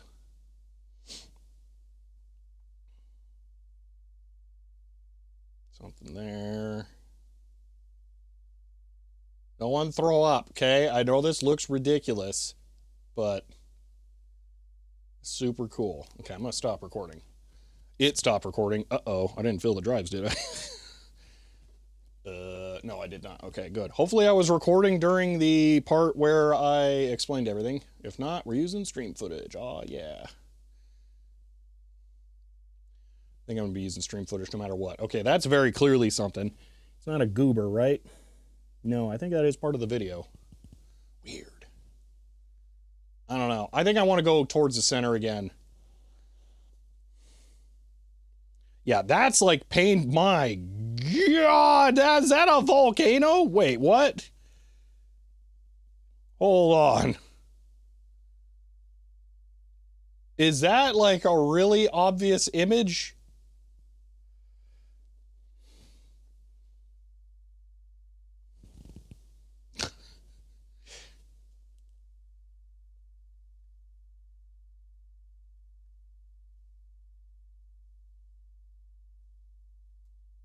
Why is it so messed up down here? This is CAV.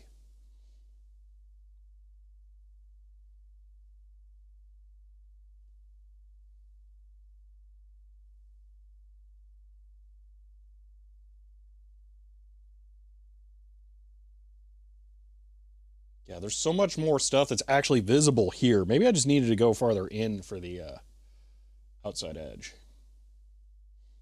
This is the CAV disc. Why is this so weird with the pattern?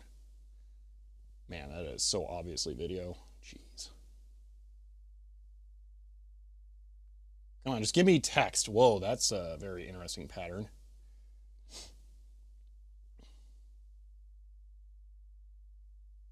Oh, there's something there. I swear that's an A. Dude, we're not going to read something off of a Laserdisc today, are we? That would be insane. Oh my God, is that text? That's almost text there. Oh, this is killing me. Great, we're going to have to do this with... I'm going to have to dig through all of my Laserdiscs. Well, that is like painfully obviously an image. My God, what is that?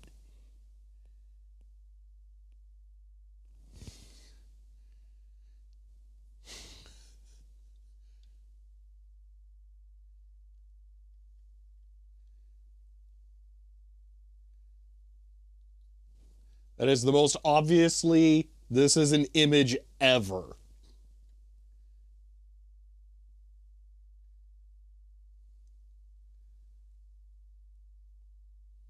The angle of the flashlight is so important here. I'm gonna have to charge this thing in the middle of the stream too.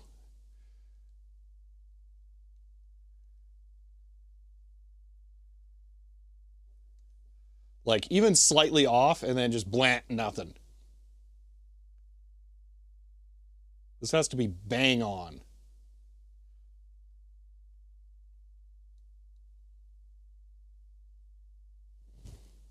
Yeah, okay, I'm screenshotting that.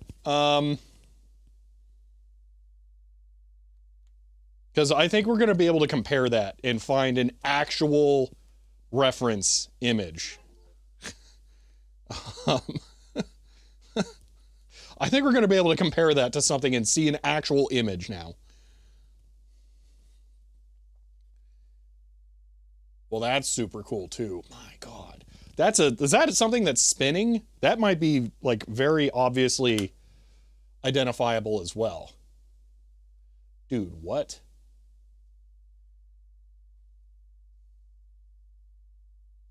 Okay, nonsense, nonsense, nonsense, nonsense. A lamp. Nonsense. Nonsense. That's a thing doing some stuff. Oh my God. That's a floppy disk right there. You know, I joke, it could actually be a floppy disk. Okay, Since we're not seeing anything, I'm going to try adjusting the light. No, I think maybe it only works really well towards the center of the disc just due to the construction of how it ends up working. Yeah, so that's obvious. And whatever that is, that pattern again. We'll flip this disc in a moment. I just want to see if I continue out, there's the lamp. If I continue out, does it stay really hard to see? There's the floppy. So let me use the floppy to tune the lighting again. Is this War Games? No, this is The Mind's Eye, which is a CGI animated demonstration, essentially.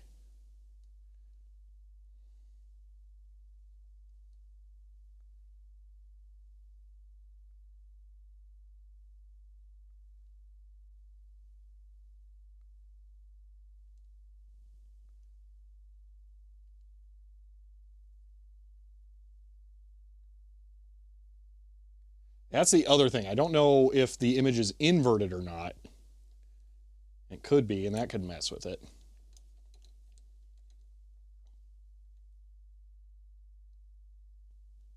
me try getting it closer to the disc. What does that look like? Not better, that's for sure. What if I get it more over the disc? That's also not better. My God, it has to be so tight. I wonder if I could maybe not have it be as bright. No, it needs to be pretty bright.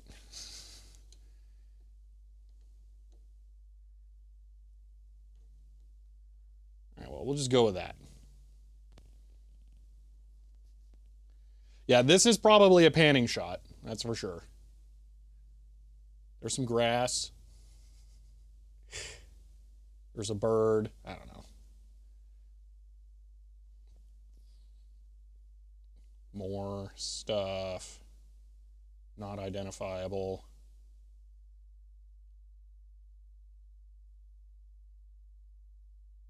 Well, that's... Huh. That's a thing. Click.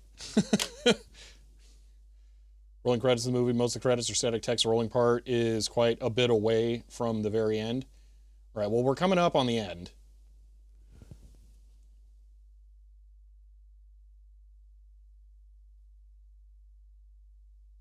If it's not credits over a black screen, though, it's going to be really hard to see.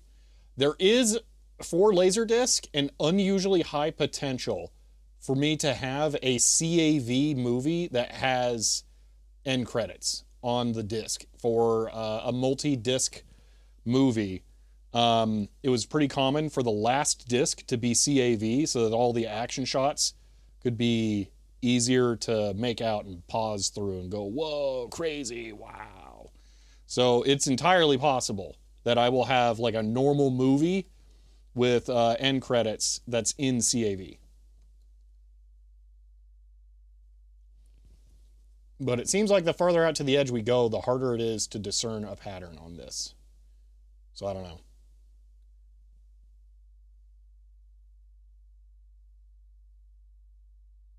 Maybe the way the diffraction works is just, or maybe, I don't know, because that looks like an image, but then nothing else here does.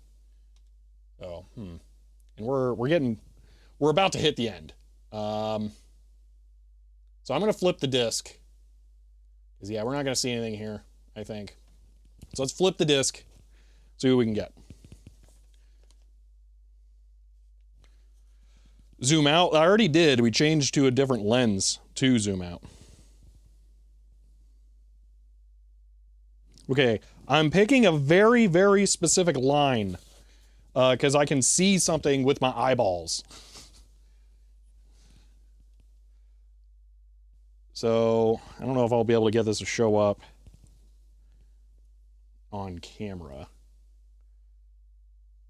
Yeah, right there. I'm going to try and look at that one. So you can see all the other ones are dark, and then that one's bright. I want to see if I can see that one.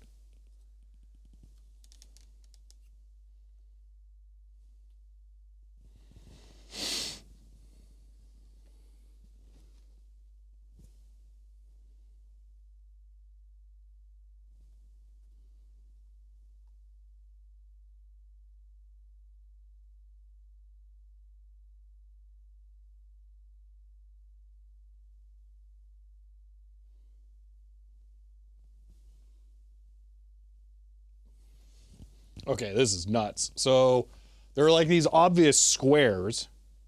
Wait, is that? It can't be. That's too far in to be like a subtext or coding. I don't know, but there's these repeating squares.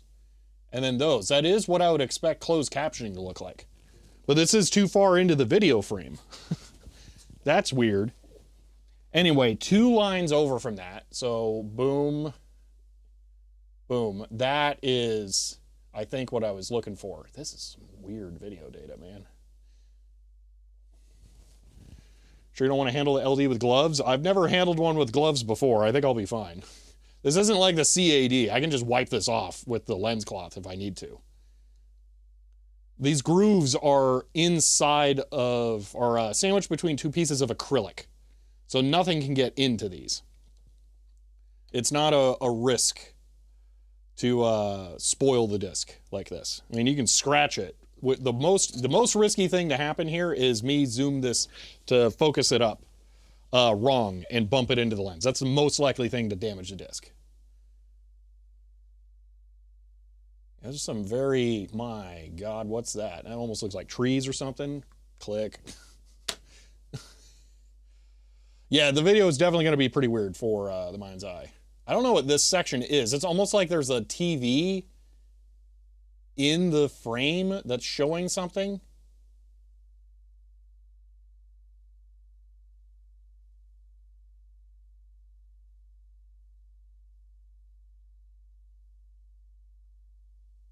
More barcode. And then that's kind of more normal video. Okay, we're going to go the opposite direction. But why is it only one horizontal line that's like this?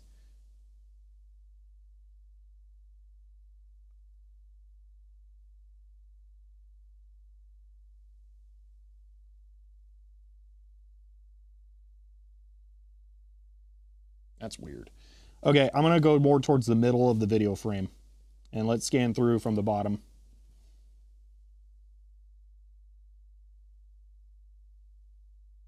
Okay, I'm going to rearrange the light for clarity.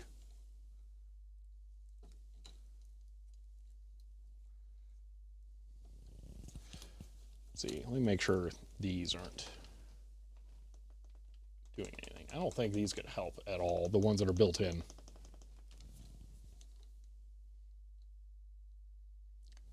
Later part of the end credits. Well, this is towards the inner part of the disc. And it's, again, one horizontal line showing that, which is super weird.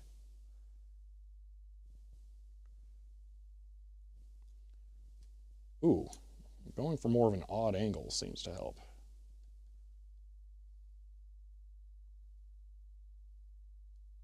Trying to get whatever that swoosh shadow is to be more obvious. I think maybe right there. Hope that makes the most video data visible. Yeah, that's pretty good. Okay, that'll work. Give me text. Just give me text. Please give me text. Oh, it's so close to something.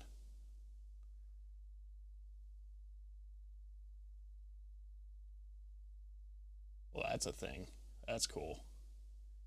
Those are sweet. You know what's ridiculous is how this video does actually kind of feel upside down to me. I was alongside of about 25 minutes, yeah. That is true. You could hide something in a single line. I don't know why you would, but you could. If anyone would, though, I could see it being this.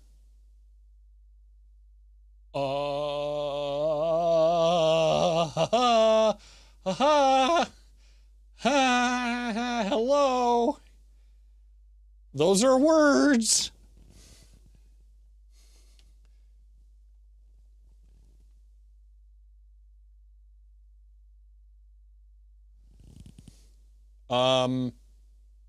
That's text on a laser disc.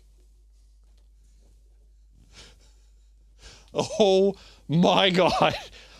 That is text on a laser disc. I think we can make this legible.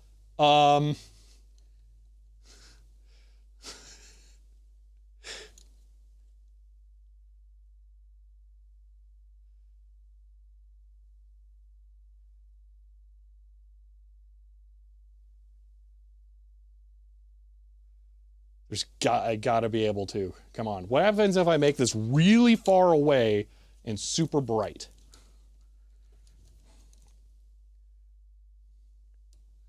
That kind of helps. Okay.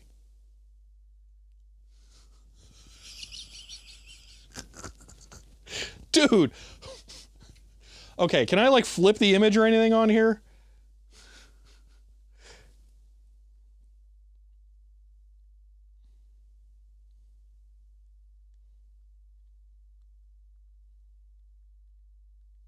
Loriku says CHEER 100 we made it legible, and it said if you can read this, you're a massive nerd. End of line. Swarm of X is gifting 5 tier 1 subs to Tectankis' community. They've gifted a total of 33 in the channel. End of line. It's upside down. Yeah, there's unfortunately not a lot I can do to fix that. You're saying musicians? That's what it says? Oh, it's upside down and backwards. You're right. Wait, so that's going to be like second chair or something, isn't it? Oh my God. I got to be able to make this more legible.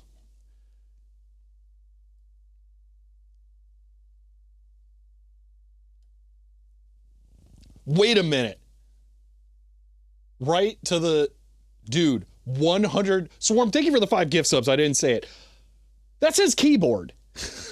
100%. That says third line on the right, the first of the 2 words is keyboard. It's upside down, but that's 100% keyboard. Oh my God.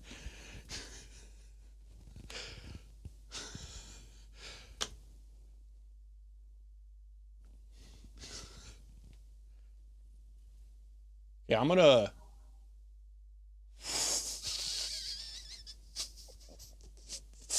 That's text on a Laserdisc. What? What?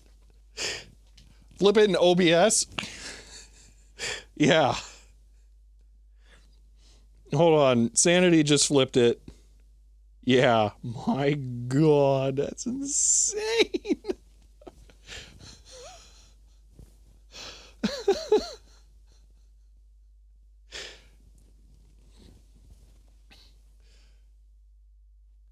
Why are the credits on side 1, not side 2? Dude. Also, Chloe, thank you for the 100 bits. I don't think I said that. Whoa.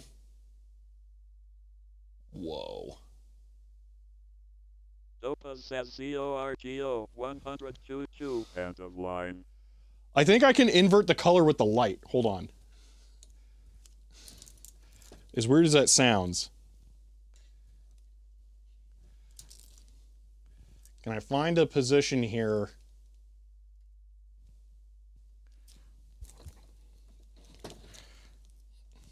Belgium is gifting 5 tier 1 subs to Tectankis' community. They've gifted a total of 166 in the channel.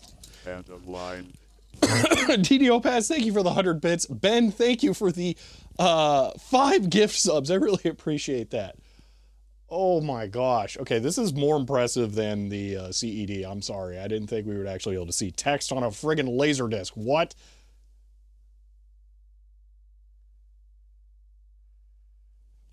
I need to find the spot for the flashlight that has the best contrast. And then use that to focus. Yeah, so that's dark. And then that's also dark. Okay. So I think somewhere around this angle here. Make it brighter. Because getting closer distorts it more.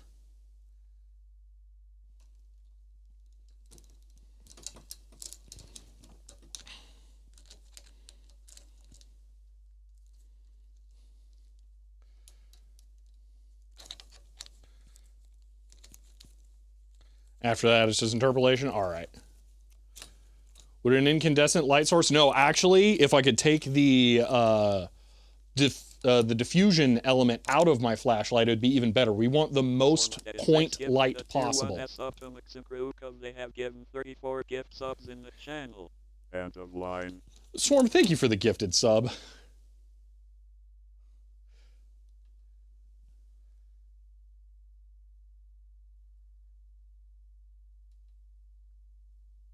maybe right there if I can really nail the focus. If there is a focus to nail for this.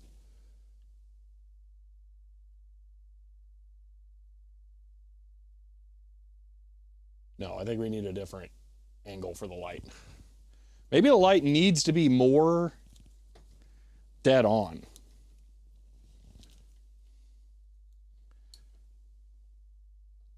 Oh, that's wild. No. When it's dead on, we just get one color at a time. Dude, Laserdiscs are weird, man. Okay. So, as I stay, or as I move to the side, we start to get gradients. And then, boom. And then I can move up and down. And what does that do? Not a lot. So this area inverts. So I want it to be right there.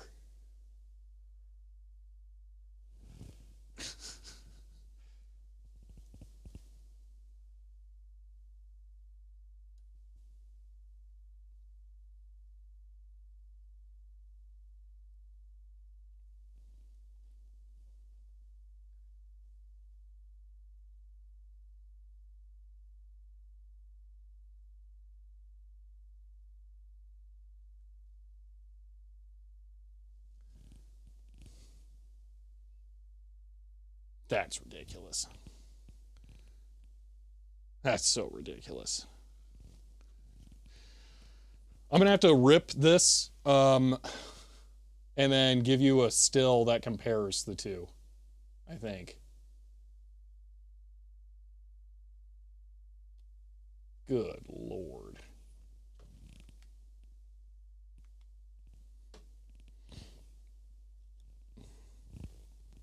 These are the credits, yes. So I don't know if there's more. So that's where text stops. That's what the barcodes are. They're static text.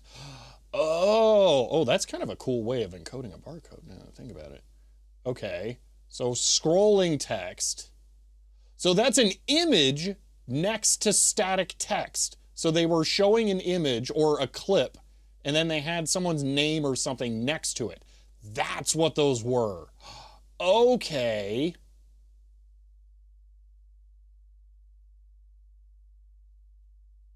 This is ridiculous.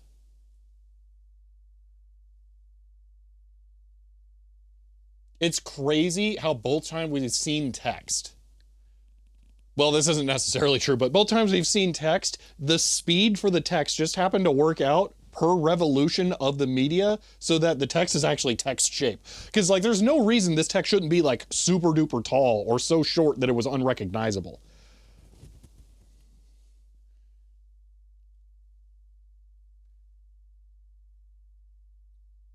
Yeah, that's nuts.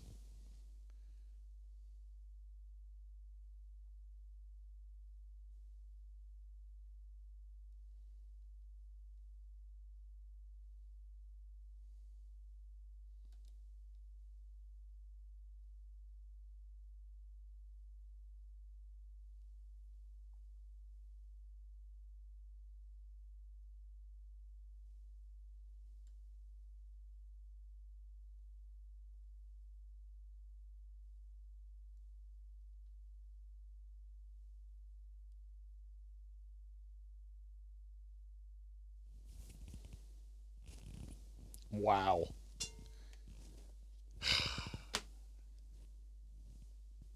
Well, UV light, I don't have UV light, so it doesn't matter. I would need a UV flashlight. Because again, a bright, wide light is going to do too much. Actually.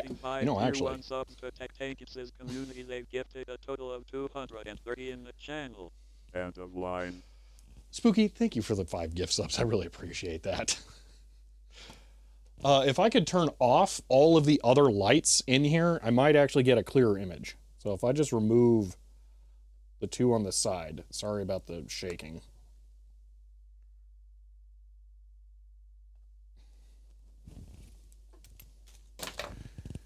And then there's the remote.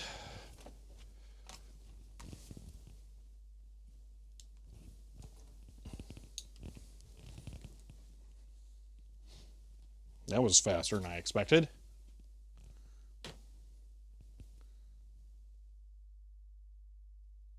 Well, it's easy to get a UV flashlight. I just don't have one. They're extra easy to get in Arizona where we use them to look for scorpions. Okay, I'm going to refocus here. Also, that didn't seem to help at all.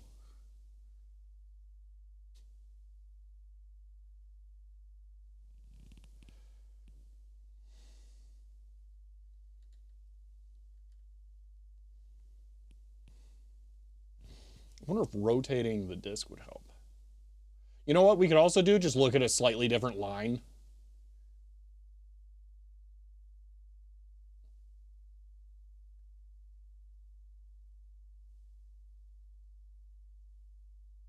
Actually, the light angle matters so much. Oh my gosh. This is ridiculous.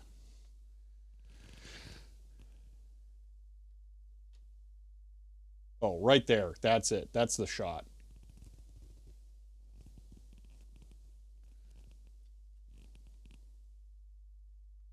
Boom.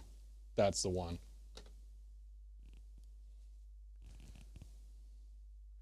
You're getting odd diffractions. The image is flipped vertically, yes. So I guess I could try this. Hold on.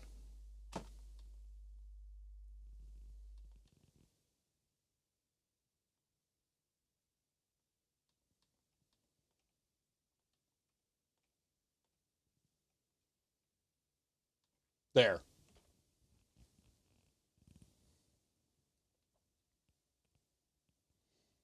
So there is the image flipped.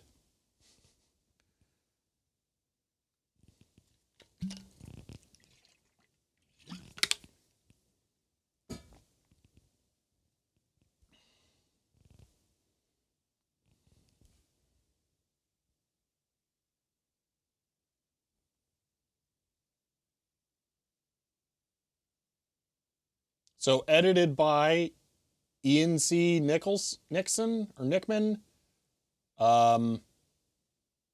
One hint editor. Paul something. Production assistant. Lynn Becker. Musicians. And James Reynolds. Keyboard. Guitar. Something. Acoustic percussion. Online editor. Yeah. See, this is nuts. This is ridiculous.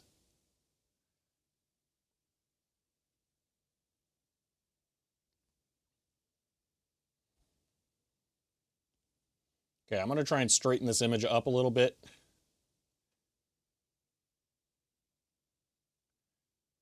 Get one more solid capture. And then let's look at the CED.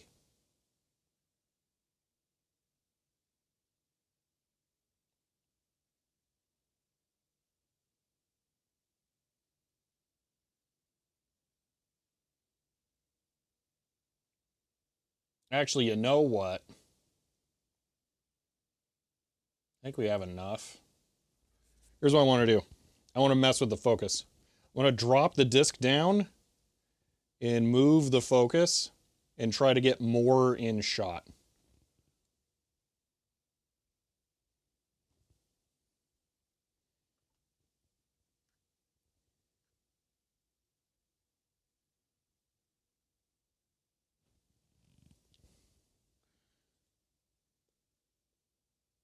Okay, that was the opposite.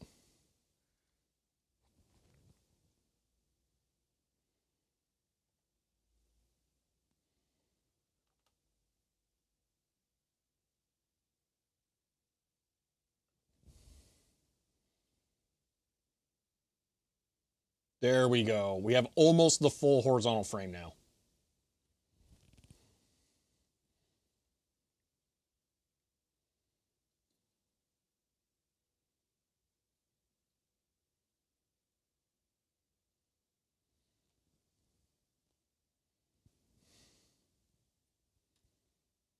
Gosh, it's so tough. I wish I could make this light narrower. You know what? I can by just making it farther away.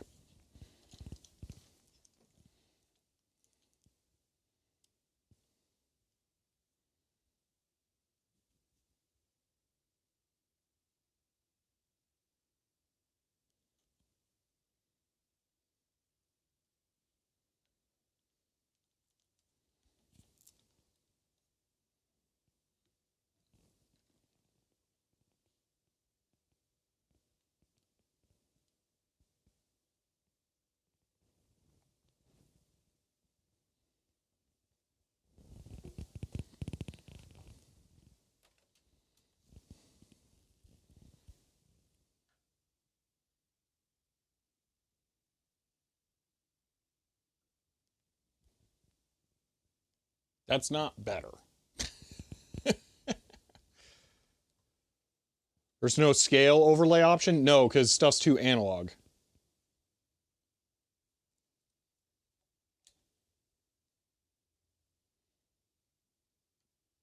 So like I can move with a knob the disc up and down, and then I can move the focus along with it. So nothing really stays in alignment.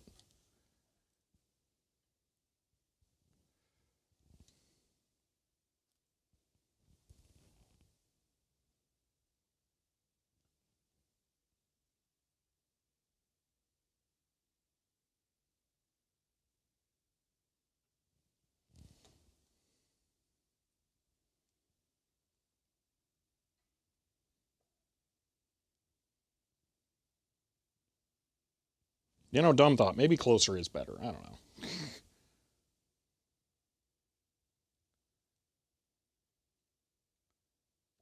What if the secret was wider light the whole time? I don't know.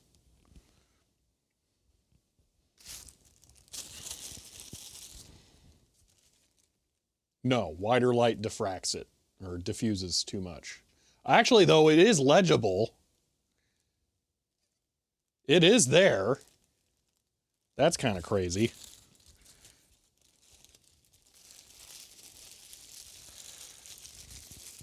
So lightly diffracted. I feel like it's going to burn a hole through this bag, though. This light is bright. Yeah, that's not any better. Man.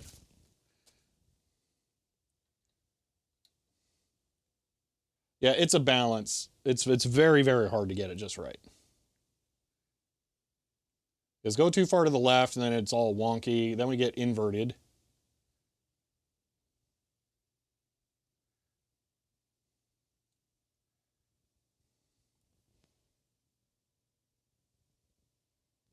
Yeah, all right, I'm gonna do that. Picture, done. We're gonna call it there, okay? Oh my gosh, that's ridiculous. Okay, so Control Z to flip. Now let me turn all the lights back on. Holy moly, that was crazy. I got like 5 minutes of recording time left.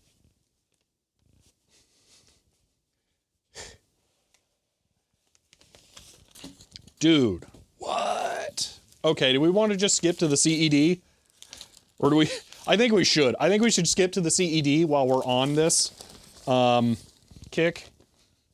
So let's just do that.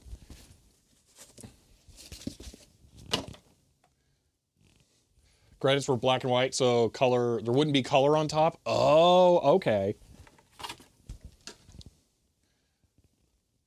Okay, after that oddly successful... You know what, let me turn on the other lights.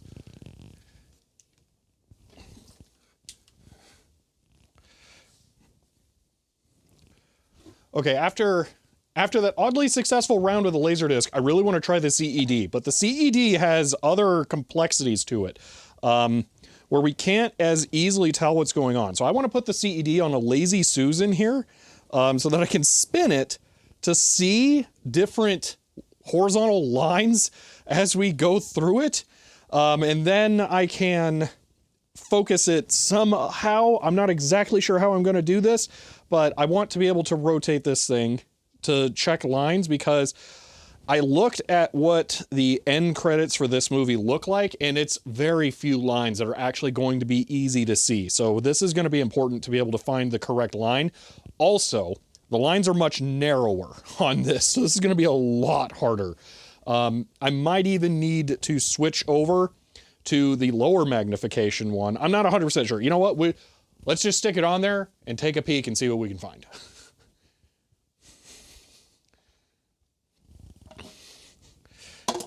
Let's start with just sticking it under there and seeing what we see. Other than a lot of dust.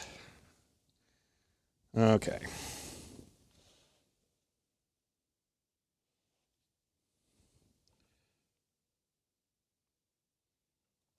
So we've got lines again.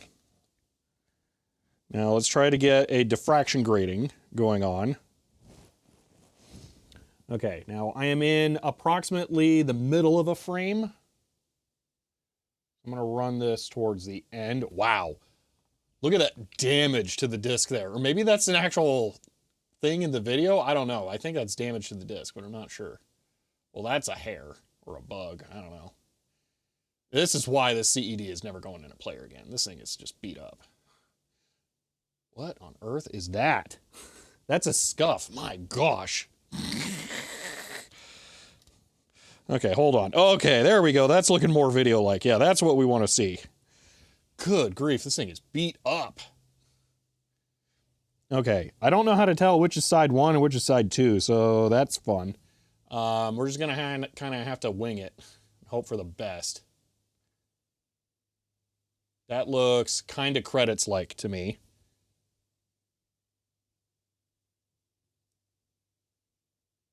Wait. Okay, well, that's very definitely... Oh, my gosh. We just nailed it. Bang, right there.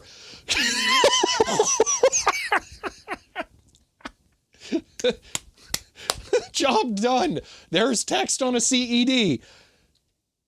The end. Oh, my gosh. It's so visible. That's insane. What? Good Lord. Horizontal flip. Wow. Oh, yeah. Click. Nova, I think you're watching. I really appreciate that Intel microscope. It sucks. This is so much better.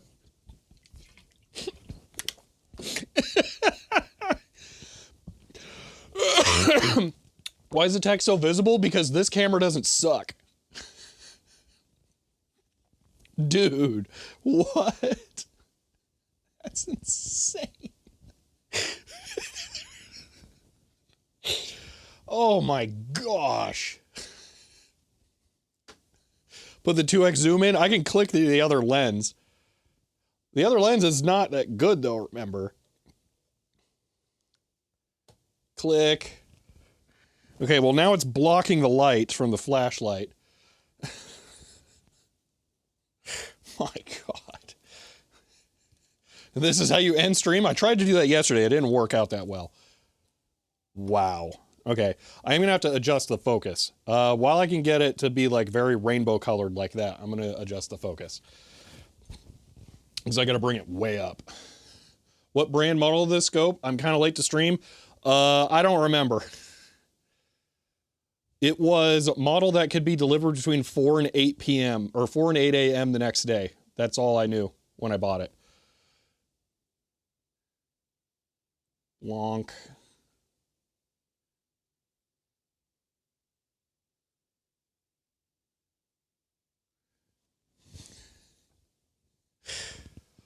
Was this disc technology again? CED, capacitive electronic disc.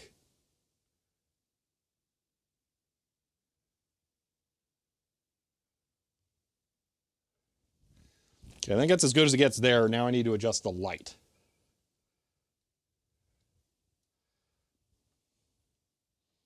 Yeah, again, though, I don't think that this lens is actually any higher clarity than the other one. I think it's just a tighter zoom.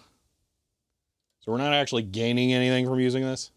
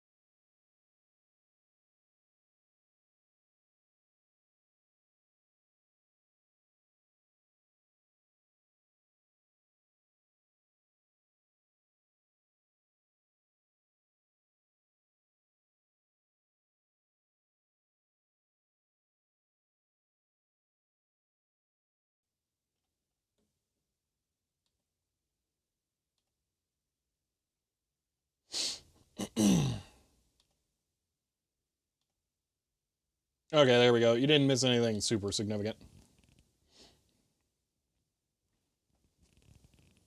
All right, I'm gonna switch back to the other lens.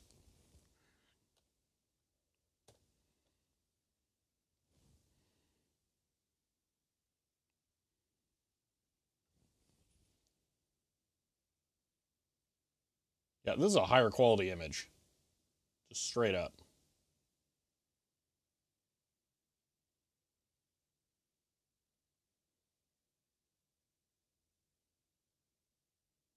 All right, let me try and find an optimal light angle and focus position here for a photo. And then, do we want to try and, I don't know, read text off of a CD? I don't know. Should I go find my karaoke one? See if we can decode subchannel data with our eyeballs?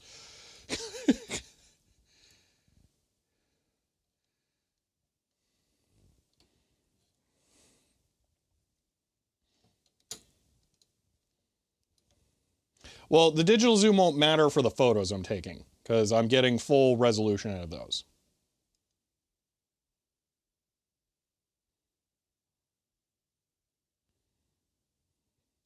Which is why I'm taking photos on the machine itself.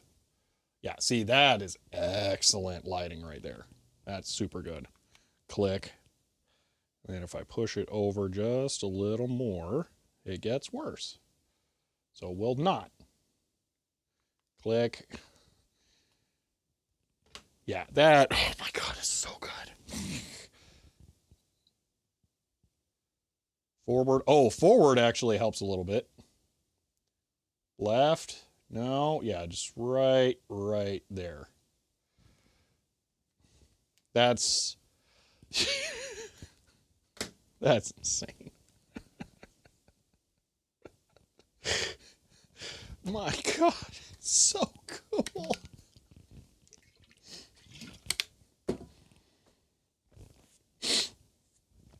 Wow. Yeah, there's National Park Service and something about the Department of Agriculture. Like, okay, I will go all digital zoom here because I think you can read it.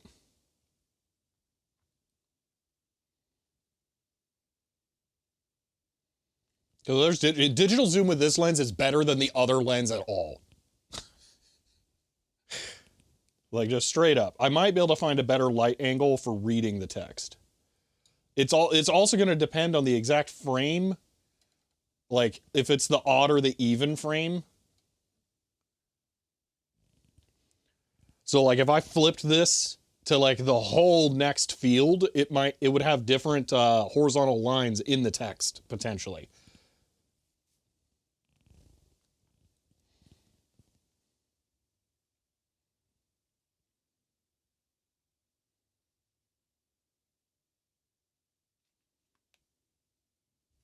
I am going to try that. I'm going to try going to the next frame. This was at the very end of the frame, like right towards the end. So I'm going to try to go for that. Okay, wow, this is crazy. When the scope is better, it's like it's easier to find stuff.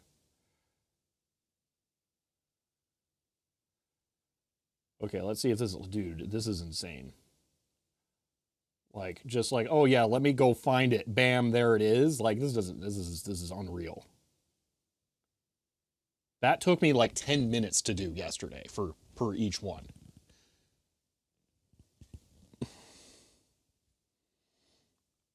So zooming this in.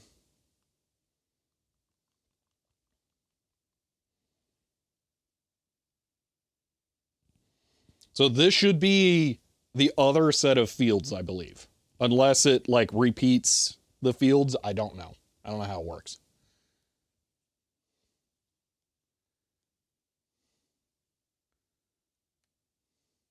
Well, that's exposure. That's not what I wanted.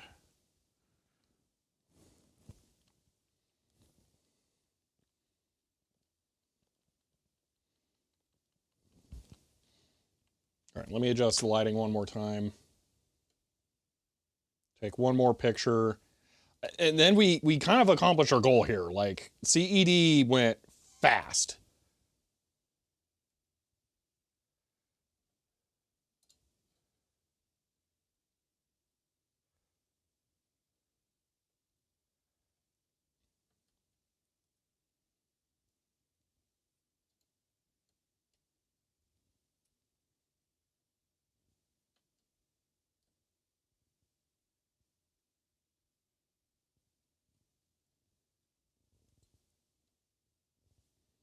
I swear there's a better shot in here and it just keeps auto-exposing away from it.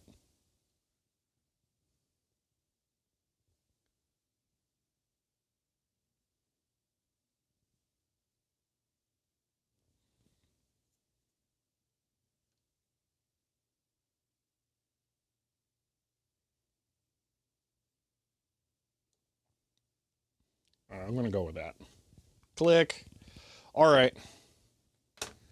So, totally readable even if it takes a squint or two? Yeah, that's just insane. When you move it up slightly? Because it is framed nicely with that blank space up there, isn't it? Like, it looks good. We could move it down. We could see the rest of the text if you really want to. I just feel like visually for the image that was more pleasant. So if you wanted to attempt to read the rest of it, there you go.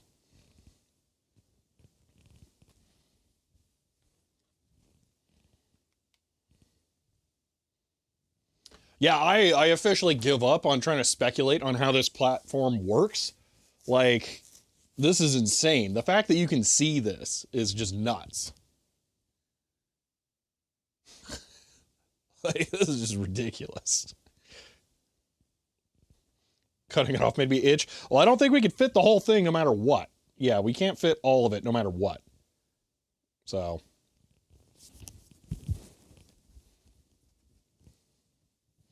I have no idea what size it is. Also, in case anyone else goes out and buys a destroyed copy of True Grit on CED so they can look at it under a microscope, it turns out the very bottom line of the video image is acceptable for this. That's what we're looking at. This is the very end of actually, this is probably the top of the frame. We're looking at the very top of the frame.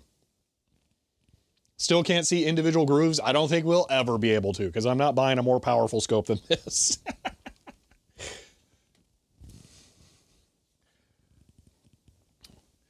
I didn't feel my recording right now. Okay. All right, well, I feel like that is the most success we could ever hope for on CED. So let's go ahead and take a look at a couple more things here that are not going to be as revolutionary, but just for kicks to see what we can see. So what do you mean rotate 90? I can't rotate 90. We cannot.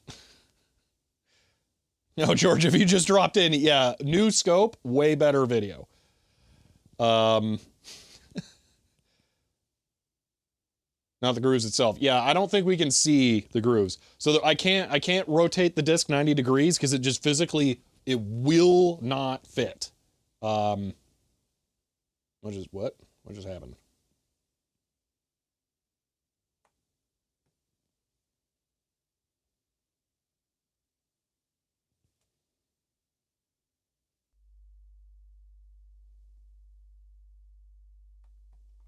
Stuff's behaving weird over here. I think I need to... What?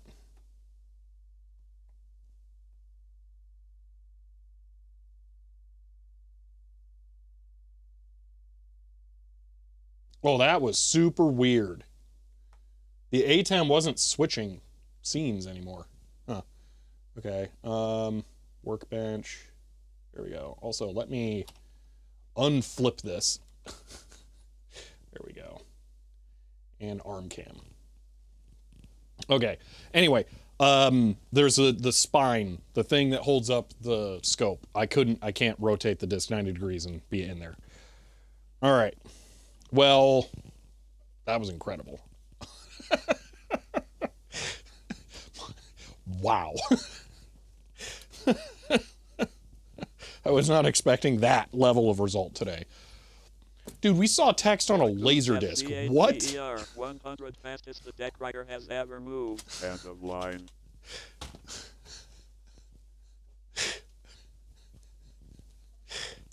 Chloe, thank you for the 100 bits. Money well spent? Yeah, it is. Like, this is stupid. Like, do I need to see this stuff? No. Do I want to? Yes. Okay, let's see if we can see pits and lands on a CD. Why not? And then we'll see if we can see 2 layers on a DVD. Clickbait title? What's the clickbait? At least you know that cheap microscope is not a toy? Yeah, really. What did you accomplish today? Oh, this is a terrible disc to use. You know what? Let's use it. This is a bad one. I might be able to get away with these. Let me try that. At least one of them.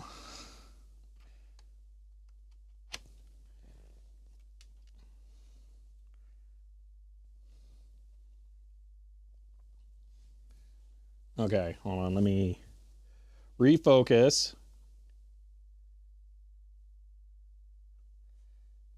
Huh.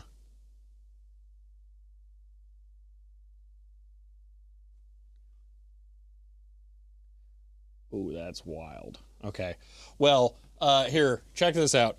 So, can you guess what's wrong with the CD? Just take a guess.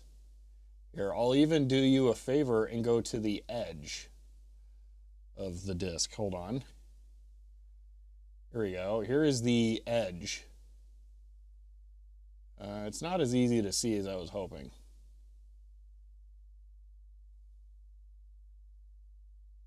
Yeah, you really can't tell from this zoom level. Here.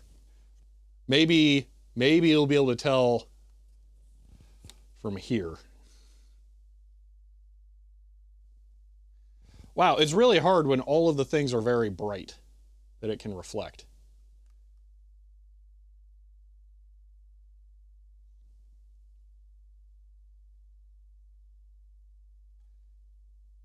It's amazing what your eyeballs can see, but the camera can't. Oh, there we go.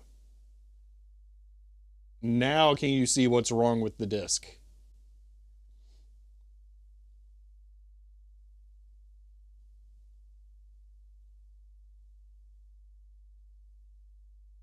Just had to reflect the camera in it.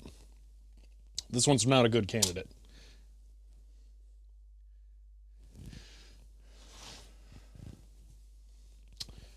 Man, no one knows. Yeah, Matrox got it. It's been disc doctored. Yep. So there was a device that was sold for trying to resurface discs, and it has a wheel on it and a crank, and it's a grinding wheel. You put the disc in the thing, you stick it down, the wheel like squishes onto the surface of the disc, and then you grind it, and as you grind it, it rotates the disc to evenly resurface it. They didn't work that well. So this one does not have that.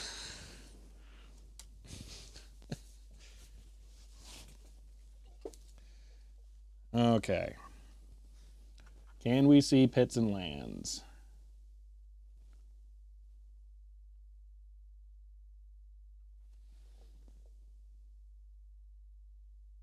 Oh, but I can see scratches.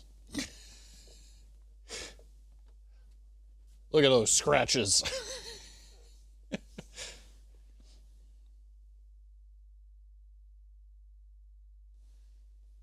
All right, now I think we can actually see something if I zoom through or focus through the disc. No? Wow, we may not be able to see it. All right, let me break out super light. See if oblique lighting helps at all.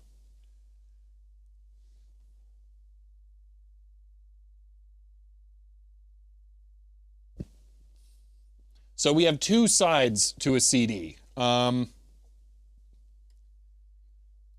Users of all using more fancy type of polishing. Yeah, PS2s are more fragile than sandcastles. Gosh.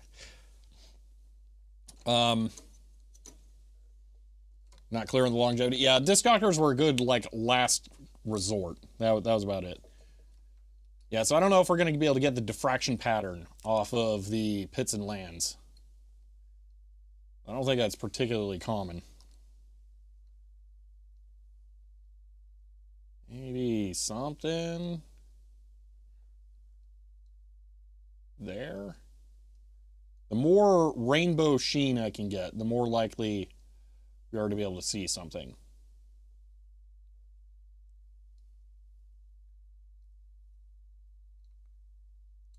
Ooh, I'm gonna lock it right there and let's hunt. What the heck is that?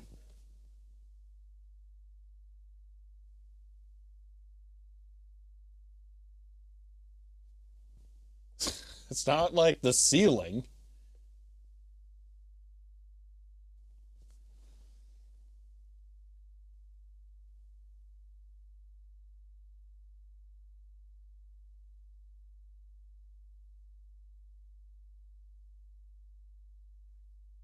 Hits, it's way too uneven. No, no way. You see rings? I don't.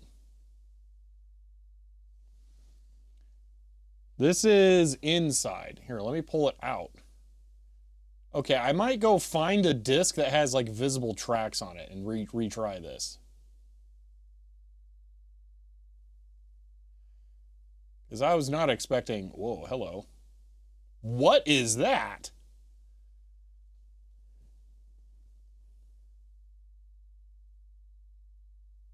Is that a production stamp? In the aluminum? Yes, it's an audio CD. Yeah, I might try to find one that's got that. Whoa, hello, heavy diffraction colored spot. I mean, that's not a pit, is it? That would be insane. That almost looks like text. I know, right?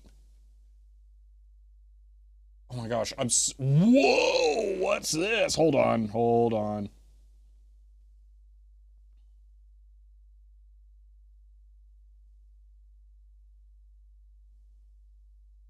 Yeah, but now I'll never find that weird text stamp again. There's more. That's got to be on the aluminum side, like something's lifting. So that's the edge.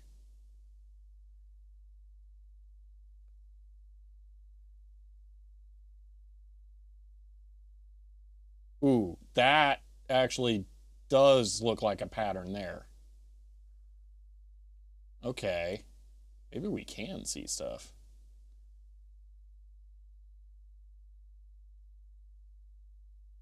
I don't know what that is. Okay, hold on. Let me try and get a good, well-lit shot of this. And then I'm going to try and flip the disc and see if we can see like a bump on the other side or something, because that's really weird.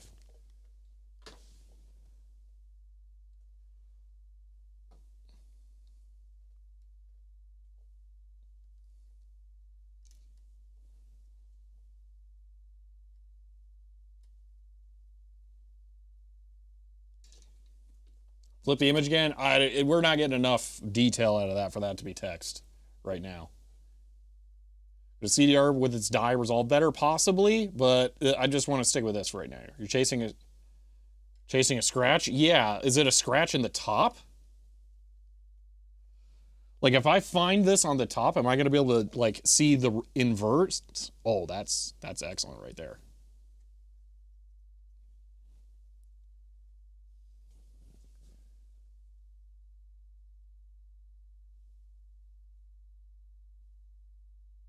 There are some sections in here where we see audio tracks.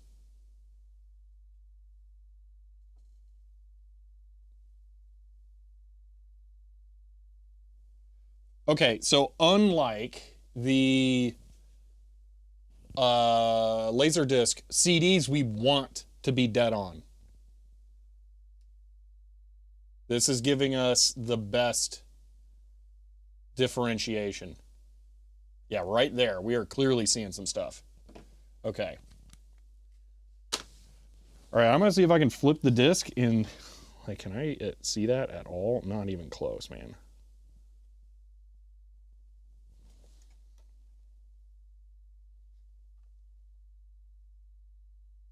There's no way I'm going to be able to find this.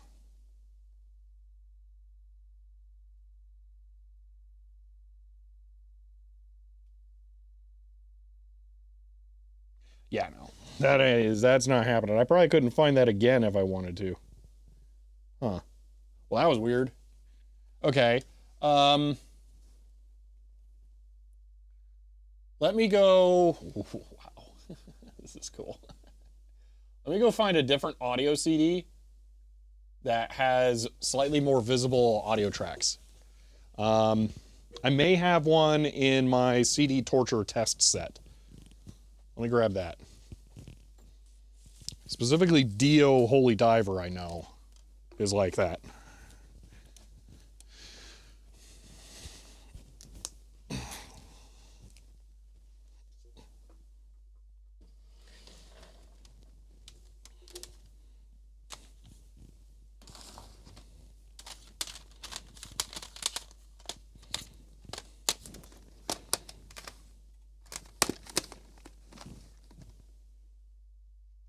No, I don't have it here. Okay, we'll just have to look through random ones and see what we can see.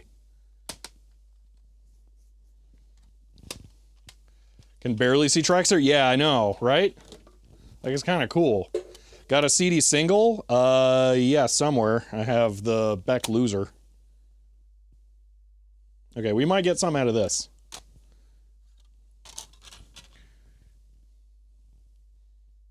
Yeah, that's a little more obvious. What Wington says CD torture test set. I think you mean CD drive torture test set CHER 100. End of line. So this is Pops in Space. And this pressing is a little weird. Yeah, I think that's it. I think that's it. I think that's Pits and Lands right there. I think that is a physical differentiation. It does not look like what I would have thought it would look like.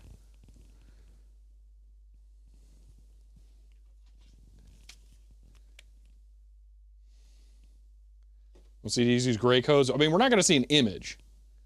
I was recording doing on the camera. I stopped it. Here, I'll restart it.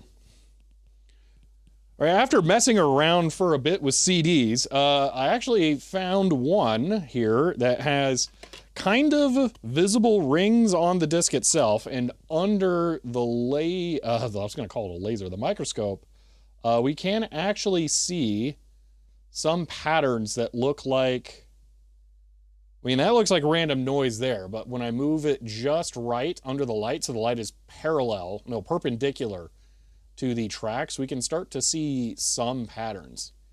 If I get it just right, I swear some diffraction patterns become much more obvious. Yeah, it seems like the Pits and Lands are going to be way too small to be able to see on this in any meaningful way. But I feel like we can kind of see tracks.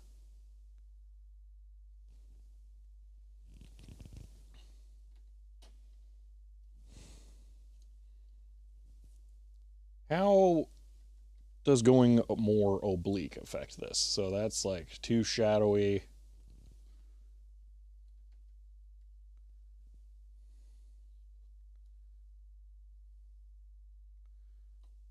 There's got to be a balance here.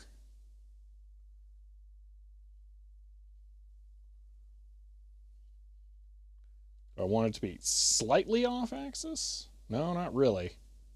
Then we just get garbage.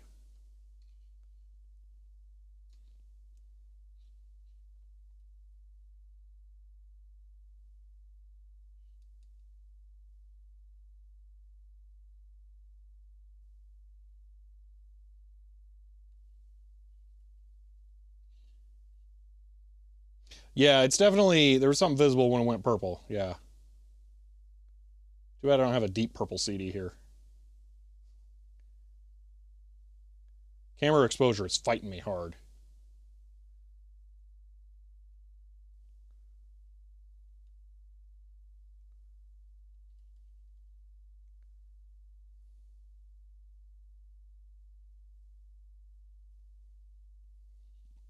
If I get farther back, we get more defined shadows. Ooh, that's interesting.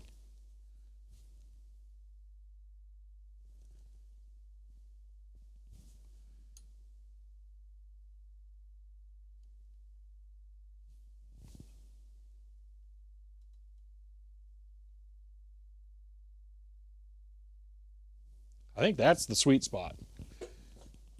Go lock the exposure? I don't know that I can. Yeah, I know that there are audio CDs with silence. I'm very familiar with it. I don't have one that I know where is right now.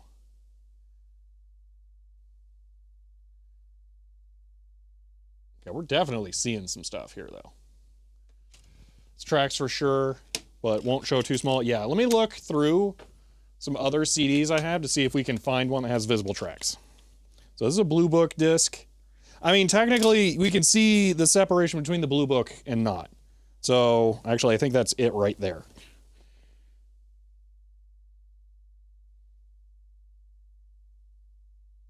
Yeah, that'll work.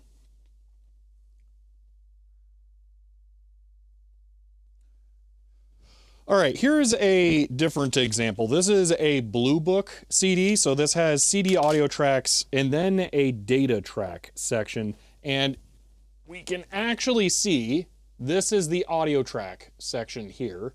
And then this is the separator. And then this is the data track.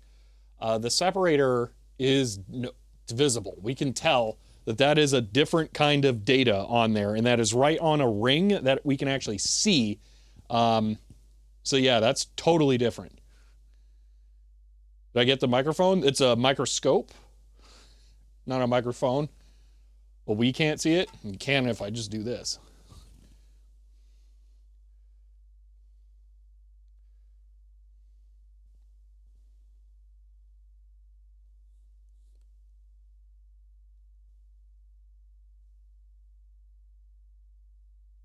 So there is the visible ring between the audio portion.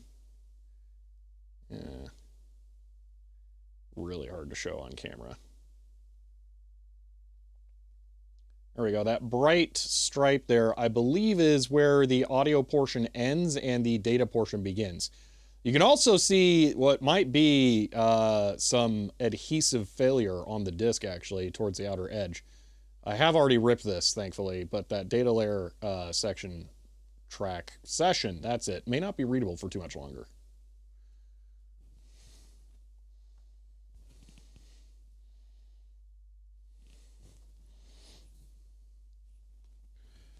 All right, let me see if I can find another one. I need to take that one home. Okay. No visible tracks. And see, it's like, I'm all curious about the join between written and blank. What do you mean written and blank? I gotta move this. Which means it's gonna be all screwed up. PlayStation 1 disc? No, we're not trying that. We're entertaining. Just go tell Ice Age, yeah. Here's, no, that's not what you call it. Mega, or the dual layer. Yeah, let's just go. I'm gonna go look for. I don't know. I don't think we're gonna be able to find one, unfortunately. This has got another like visible section difference, like Pops in Space, but yeah. Oh, not a full disc. Possibly. Oh, this one. This one has some super visible delineations between the data track and not. Okay, we're gonna try the Offspring Americana, which has an incredibly visible ring between the CD audio and the Blue Book section. So let's see what that looks like.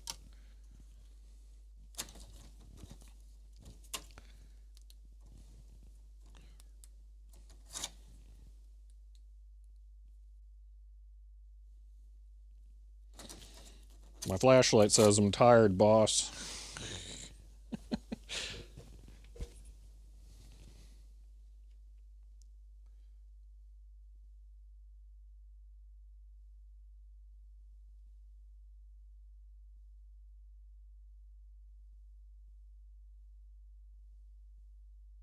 Is that it right there? That's kind of obvious.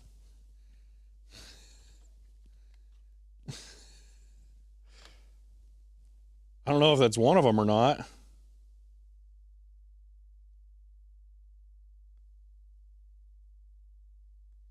Oh, that definitely is. Oh, now that is super cool. Yeah, there we go.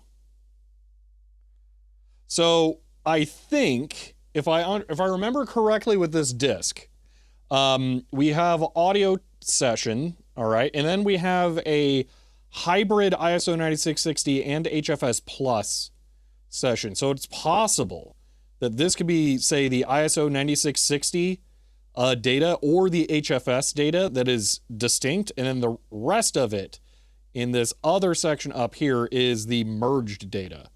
So these are probably the track leadouts or something to that effect.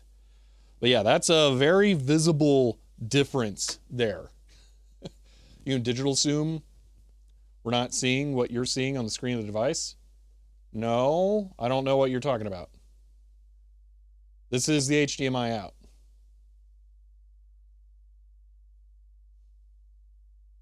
Never mind. All right. Yeah, but the other thing I saw was that might be actually, maybe that's a track separator. Let's see if there's another one that's visible. Oh my gosh, those separate tracks. That's what they are. So yeah, that's a track separator. Oh, that's cool. Yeah, that repeats. That's over and over again. There's multiple of those. There's another one. There's one more.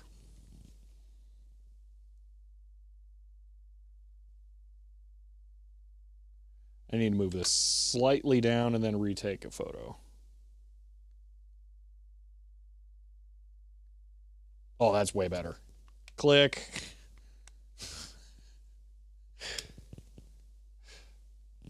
Did you want photos of pits and lands too, Digital Ice Age?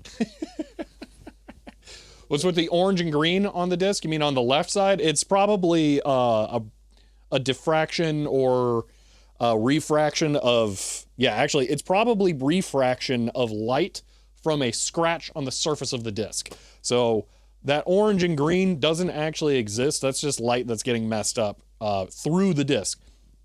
One of the things you have to keep in mind when we're looking at a CD like this, and the same thing with the Laserdisc, is that there is a plastic medium over the aluminized metal surface that actually has the data on it. So we're looking through something, and that something has stuff on top of it, scratches, dust, particles, whatever. So we have to look through all of that to be able to see the stuff down below. And the same thing that your laser has to go through as well. But that's why we can end up with weird distortions.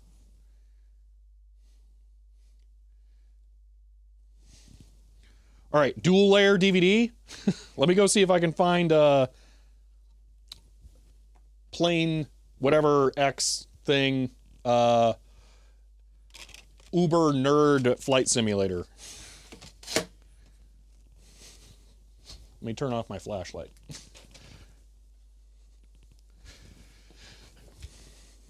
Okay. Got Quake 4 DVD edition. That's way too early. It won't be. If this one is missing, then I'm definitely missing a lot of small box games. Yeah, see, Just Cause 2, my sealed copy of Postal Fudge Pack. R Factor, I could see that one being, what you call it, dual layer.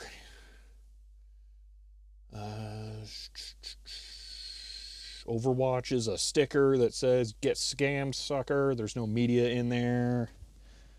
Mafia 3, you know what that might be? Dual layer. That's actually a contender for one of the last games to have actually been shipped on discs. I can't remember if GTA 5 beats it or not.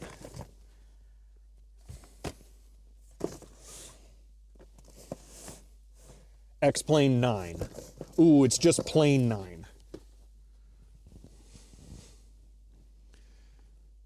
Let's see. DVD drive required. It doesn't say dual layer DVD drive. It does say it includes over 60 gigabytes of scenery, though. How many discs is it?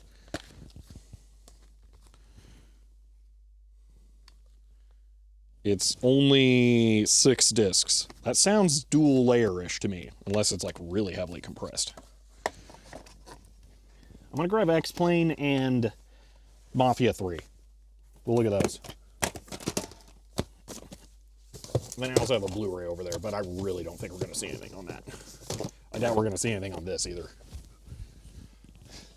If we couldn't make out pits and lands on a DVD or a CD, there's no way we're making them out on here. 9 is dual layer? Okay. It's 9 plain Jane. Oh, excuse me, 9.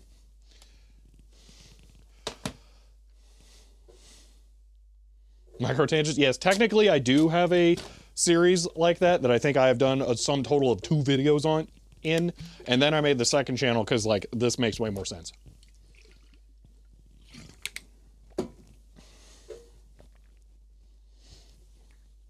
All right, I grabbed some DVDs, specifically ones that I'm hoping are dual layer, so that we can maybe see, I think it's a focus depth kind of thing, but I'm not sure. So let's just see if we can see what dual layer looks like on here.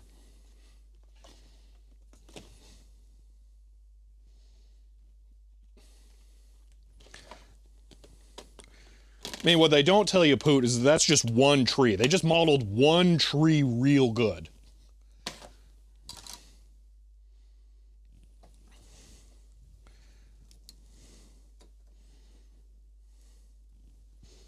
Okay.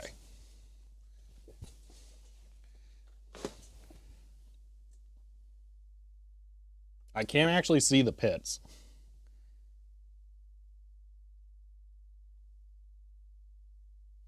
Actually, I'm seeing something. There is actually something visible on here. I have no idea what that line is, but there's something there. The disc is really dirty, so we're seeing a lot of surface distortions. But there we go. That's definitely something.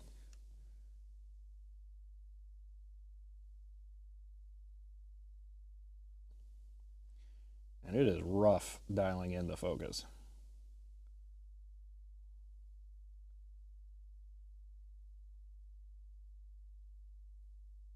That was interesting. Need to go up some.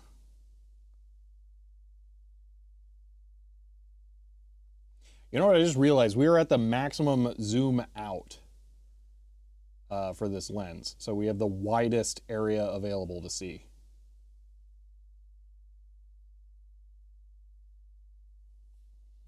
Okay, so if I go out a little bit, oh, there is very definitely tracks of some kind. Whoa, what on earth is that? That is wild. I didn't think we'd see anything radial on this.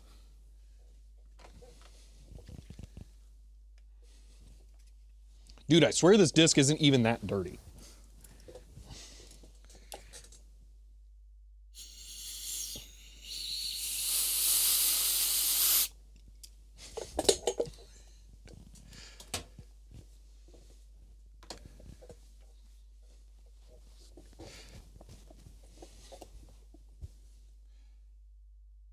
Those shadows are moving, yeah. Let's see if I can find a clean spot. I don't think it's going to exist, but maybe. God, why is it so bad? Jeez. Maybe disc 2 won't look as bad. Holy moly.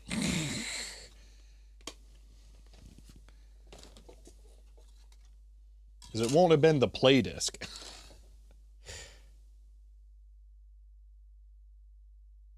That's better.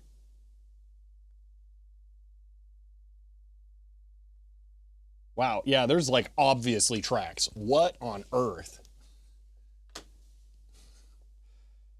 So yeah, in Oblong Life, yeah, we have a light, a flashlight here at a very specific angle. And the way that I am adjusting the angle of the light is just by moving it left and right. Because the disc is curved, it slightly adjusts the light. So you want to see more laser discs? I don't have a lot of them. The only ones I have left are CLV here, which we're not going to see anything interesting on.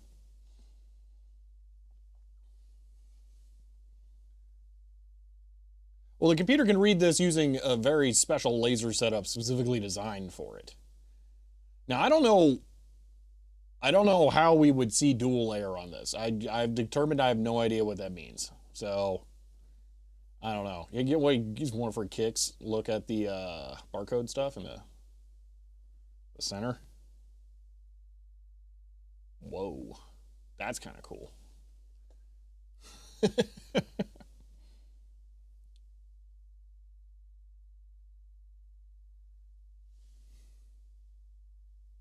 Dude, that looks like Laserdisc. What? Why? Why does that look so much like Laserdisc there? What is that encoding?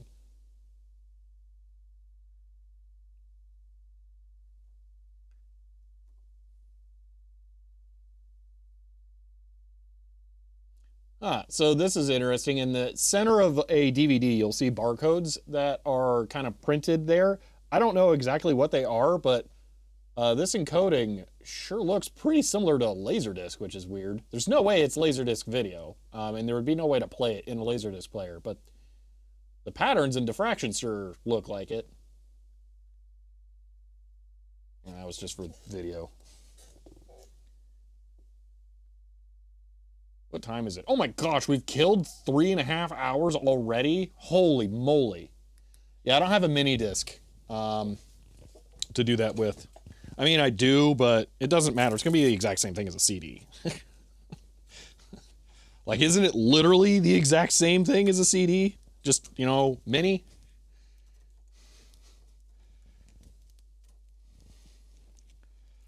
Hybrid Laserdisc CD was never a thing. Okay. Panel, display. We need to look at a display.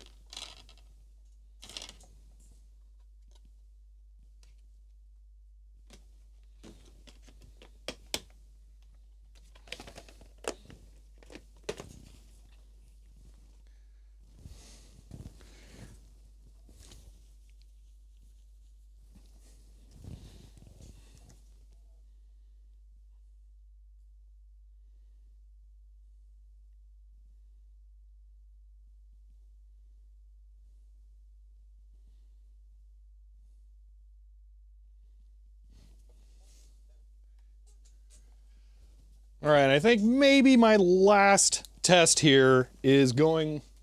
All right, I think maybe my last test here is going to be a mobile phone display. And I'm going to let my live stream be what shows up on here. So this is the chat for my viewers who are watching me mess around with this stuff live. Now, chances are we're not actually going to see any text. I'm actually hoping to see subpixels, but we'll see what we get. Hey, stop chatting. You're moving the things around. Well, let me go towards the edge where the names are. There we go.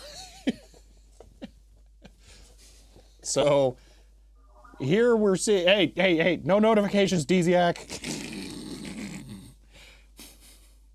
How do I mute and disable Buzz? Wait, how do I disable the rumble? No giving me notifications. It's gonna bzz out of the way here.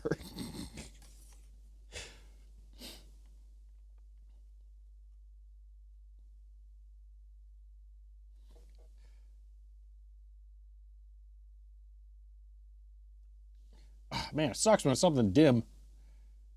There we go. It's kind of funny having it change. It's interesting. So I didn't realize that my phone had the like little mini baby green pixels.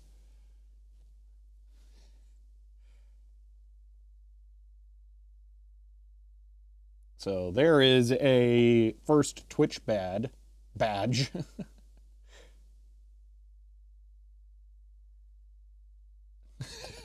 That's pretty cool.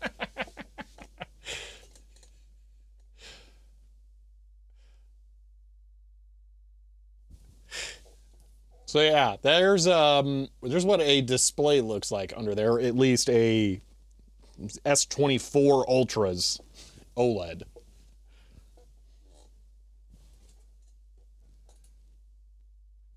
The ATEM's saying you got no time left here. So I think I should record an outro.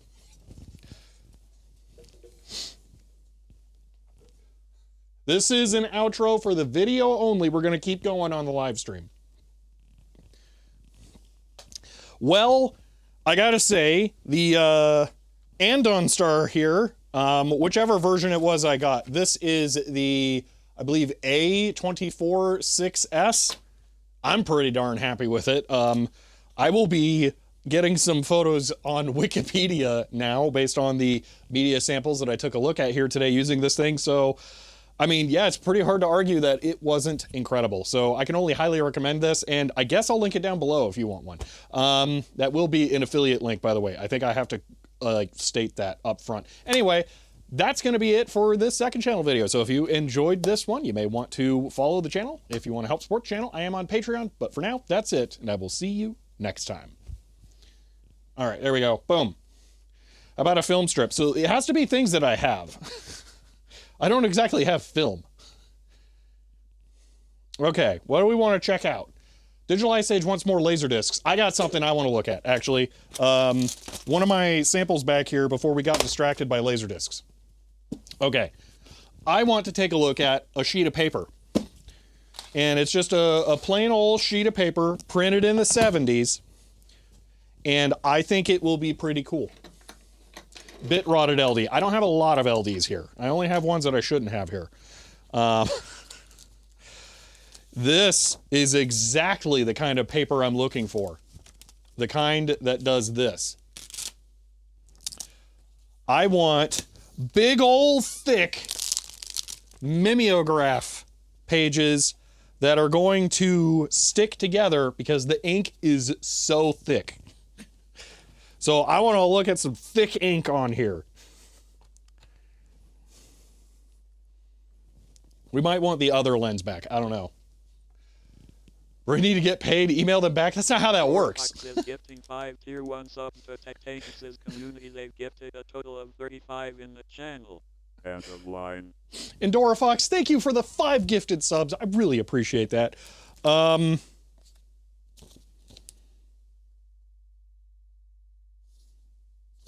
Wait a minute.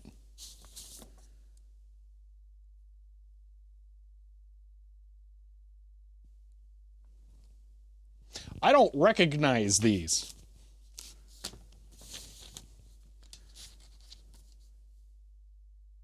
I have uncatalogued S100 documents. Oh, I shouldn't have been screwing around with that as much as I was. Oops.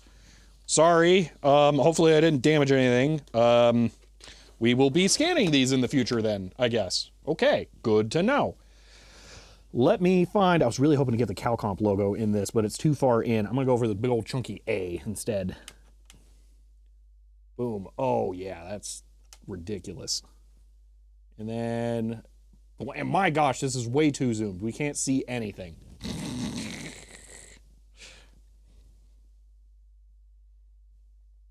Yeah, I'm gonna have to swap out to the other lens.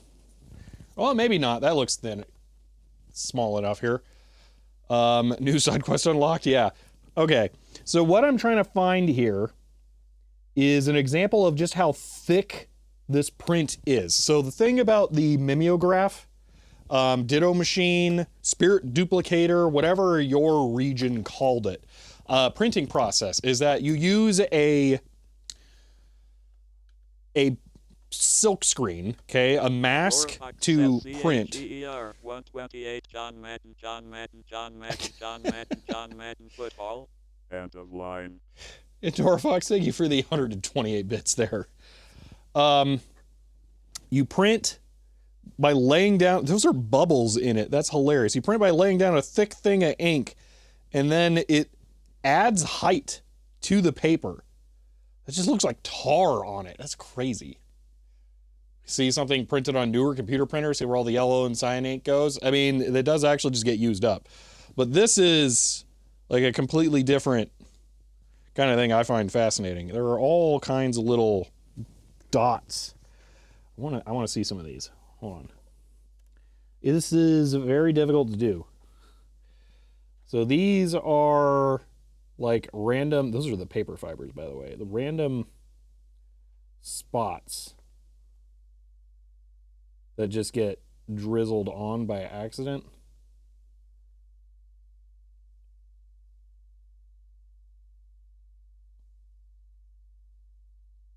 It's so hard to tell, but it's very definitely sitting just on top. Maybe I can find something here.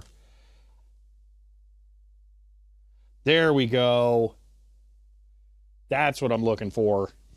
I'm wanting to see how sticky and disgusting this is.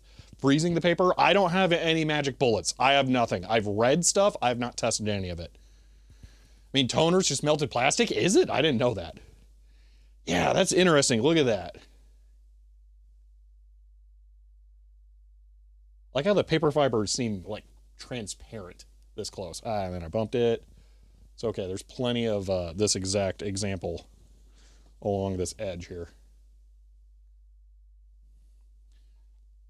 So what ends up happening with this ink is it will be put, you'll have multiple pages next to each other over long periods of time, and the ink never really fully cures. It stays tacky, and the paper, the ink that's on one side will start to stick to the other side. Then you gotta peel it off, and you'll end up leaving little dot residues on the other paper, which can pull it off of the original source paper as well. So I wanted to see how this, it literally just sits on top. It's really not blending in to the paper fibers all that well, which is kind of what I was expecting to see.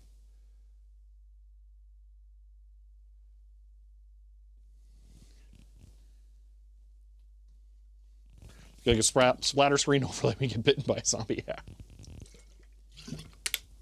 So for comparison, how about a Laserdisc jacket?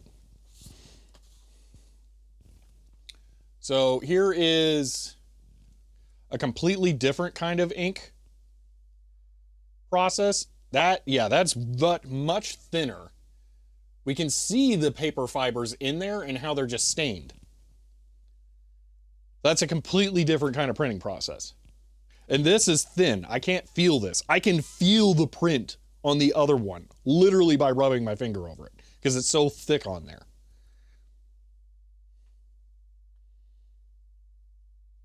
So yeah, that's interesting. That's one I wanted to see. So here is another kind of print that came with the S100 stuff. This one is not a spirit duplicator, and the print should be in the fibers. Yeah, look at that. That's a stain.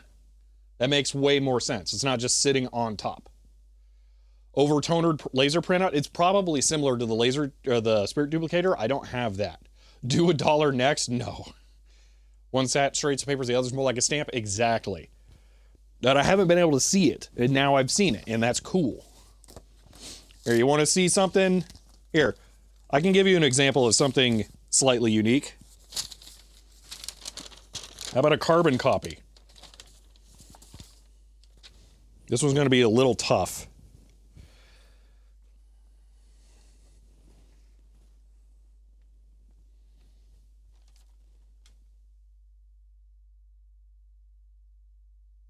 So there's the carbon from a carbon copy rubbed off.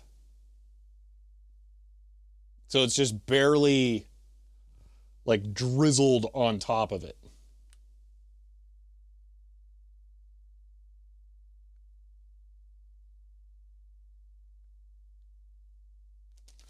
Barcodes for the GBA e-reader. You know what? Now you're speaking my language. All that stuff's at home though. Let me see if I have a better carbon copy here. There's a couple of these sheets. That's the only one that's actually a carbon copy though. It's very thin and very wrinkled, and there's not a lot of print, and it's all on the edges, so it's not a great one for it. Maybe this could work.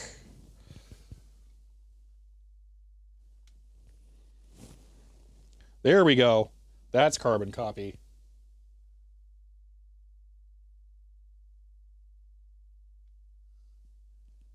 That's interesting. And why did it just like fall? The paper probably get settled or something.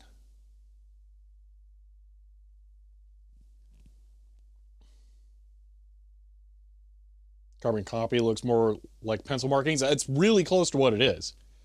$1 would be very interesting. We're not looking at $1, no. We already looked at coins. That was bad enough.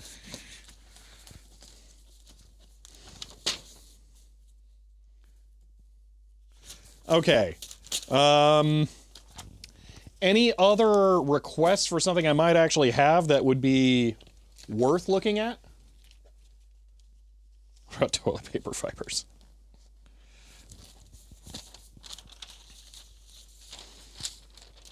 Fox says CHEER 100 holla holla get dollar. End of line. Thank you for the 100 bits, Endora Fox. A leaky cap? We're not really going to see anything there. Printed on thermal paper. You know, we can do that, actually. I got lots of thermal paper print examples around here. That might be interesting, because the paper itself should have changed color. Let me see if I can find one that's less crinkled. I think it's going to have to be this one. Which is not going to be great.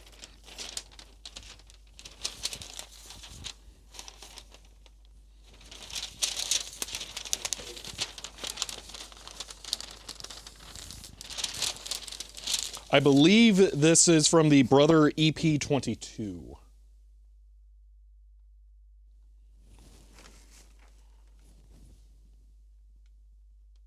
And I'm not going to be able to move it around as easily because it's going to have varying depth.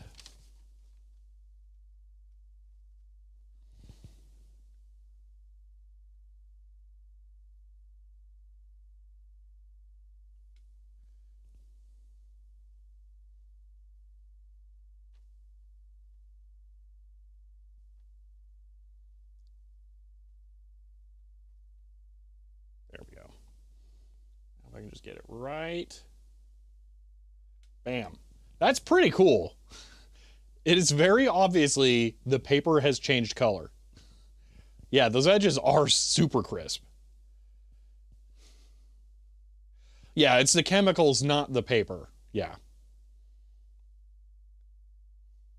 So this would be from an actually good thermal printer. So if you want to see what the text looks like, it's very, very good. So this is super sharp. How can it be that so sharp with thermal inertia? Because it's actually a good printer. This isn't just some receipt printer where they're just trying to get you out the door as fast as possible. This one was actually designed for quality. This is a word processor that's printing like that. Is this a fax? No. It could have been, but it's not. I bet fax machines were about this quality level if they were not garbage.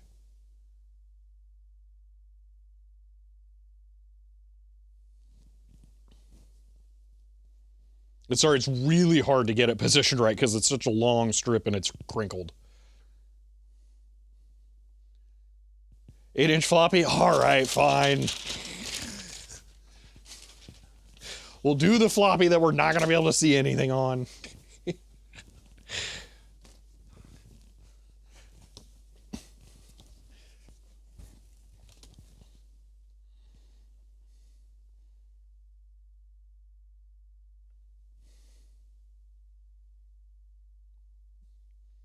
I see ferrite grains. That's it.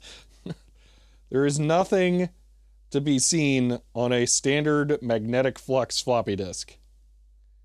Because it is not, it's in the polarization of the metal flakes. There is nothing in the physical layer that we can see. That's a 5 1/4 inch.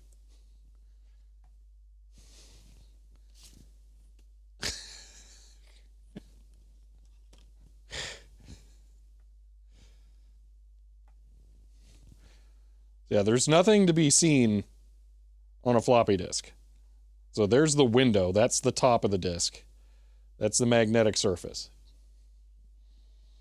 Noise, yeah. The floppies are actually tiny files inside. One of those floppy disks has a hole burned into it for copy protection? No. Here's what I'll do. I'll get you an LS120 disk, though. Because we can see that. I might need the flashlight back. It's not going to lock open, but that's why tape was invented. For doing stupid things to your floppies.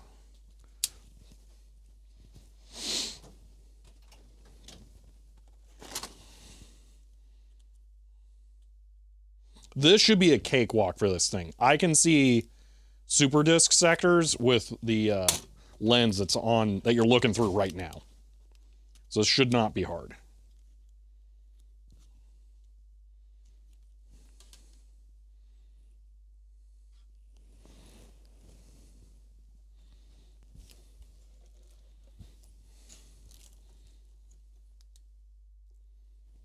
Yeah, this is gonna work. I'm getting results already.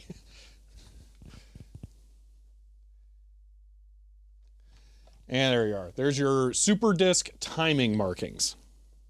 So these are read optically on the back side of an LS120 super disc. And then the other side, if I flip this around, is just boring flux. Nothing to see. So it uses this as the timing markings to know where and when to read something from the magnetic side.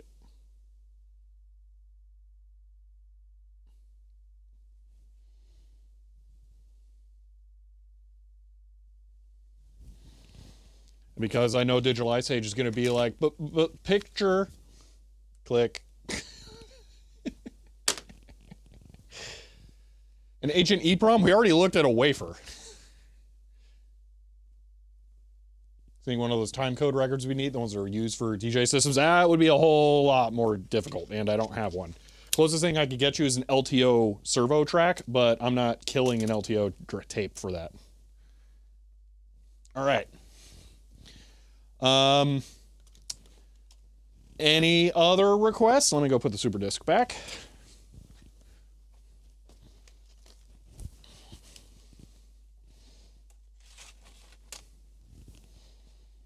Oh, CDR. I think CDRW specifically would be the best. I don't know if I have one immediately available.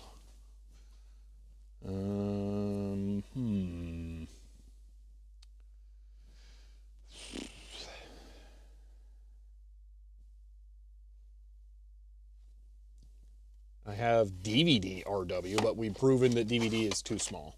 CD RW. Got one. Is it burnt? I don't think it is. Okay, so CDRW will have a die layer. Oh, that's CHER 100 PS1 wiggle track. End of line. Oh, I know what you mean. Actually, CDRW is kind of interesting. Huh. Yeah, I want to see the PS1 wiggle track. You're right. We can look at that. Actually, is that a wiggle track on the CDRW there?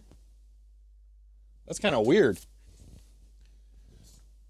Okay, one bonus thing. Here's a CDRW. We can very visibly see tracks on that, I think. That's kind of cool. Projection screen LCD be visible under the microscope? Yeah, really. And Wesley, thank you for the 100 bits. Yeah, that's pretty cool. I don't know if I can make this more in focus or if a better angle would be more visible.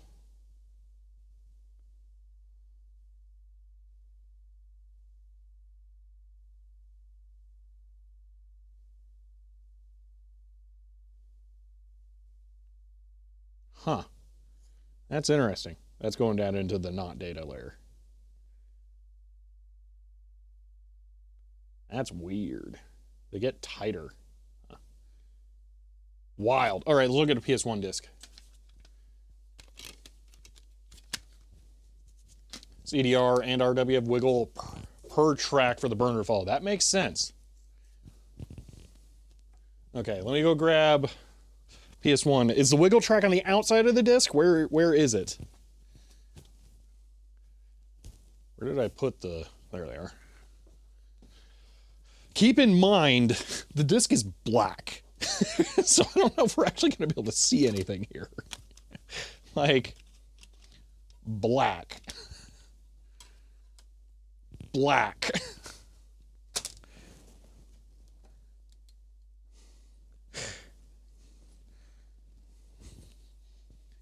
It's in the center. Okay. What's PS1 wiggle track? It's part of the DRM for the PlayStation 1 discs. There is a track that the laser can track against, and I mean, track is in follow movement-wise, and it should, whoa, that's crazy. It should look physically different, but we have to be able to see the tracks, which is gonna be a little hard when the acrylic media is black.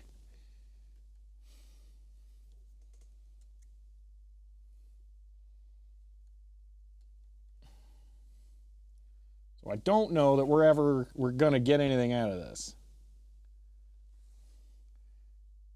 So I think that's the surface. We don't want to be focused on the surface. We want to be focused inside the disc. But I don't know that we can.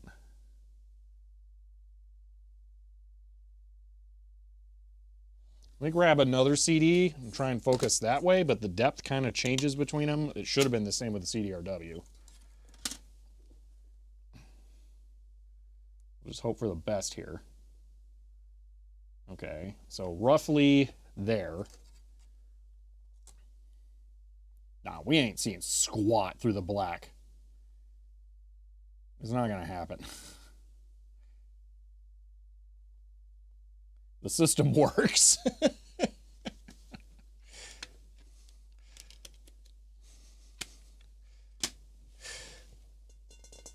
A Fisher karma? Is that only for sea captains? And are they pushing it? Were there PS1 games that didn't have ink infusing disc? Bummer. The rest is really cool. Yeah, I had a great day. We would need IR illumination and this to not have an IR filter, which I don't know if it does or not. All right, any other requests?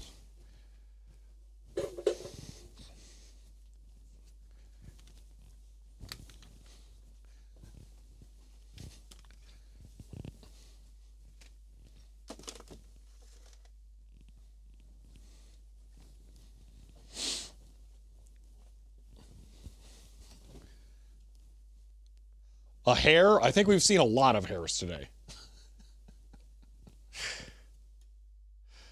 Yes, I missed the best stream. You mean the VOD always exists. Human skin? I mean, we kind of did that at the start. It's also going to not... it's actually kind of difficult. Yeah, there's not a lot to see. It's really not worth looking at. DLP chip. That would be cool. I don't have that. The blood side, no. Slide. CRT, that's unfortunately not practical. Projector LCD, that also is not really practical because I'm not going to be able to light it that well. I know that there's the light built into the base, but it's probably not going to be enough because it needs to be like super duper bright.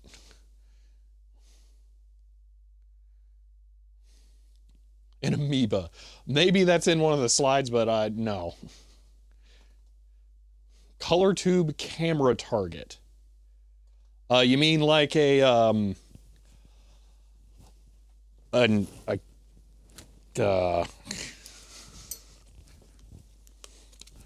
of these?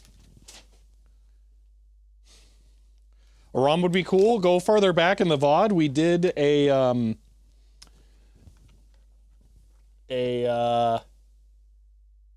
wafer. I think it's just colored ink on a surface.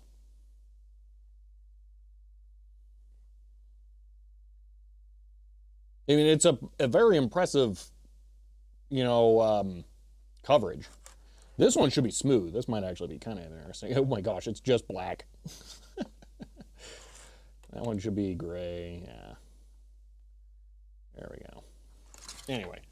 Vacuum tube sensors. If you mean the tube front itself, I don't think there's going to be enough to see on that that'll be worthwhile. I do have one. I don't think I have it in the office, but they're just the same as CRTs.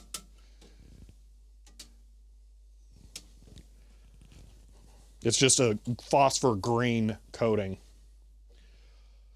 CCD from a camera, yeah, I don't have that to hand. Do I have a diamond? So I think I may, I'll allow this one last one, okay? Maybe. Let me see. This is the last search, and then we're gonna wrap this up.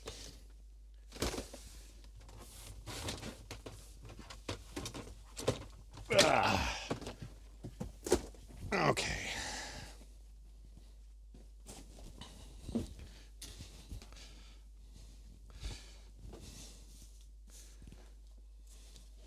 All right, this is my box of oddities.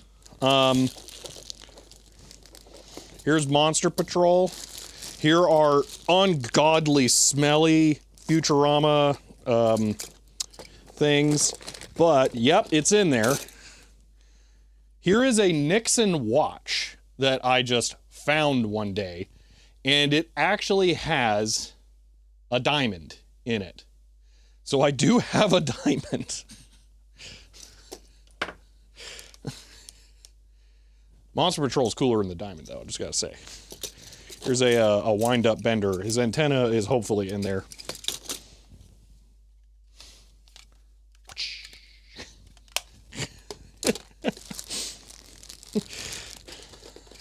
Anyway, there's a bunch of stuff in there.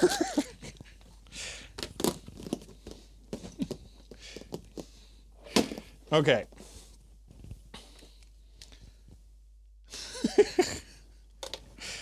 I don't know if we'll actually be able to see this or not, or if I can get this wedged down enough.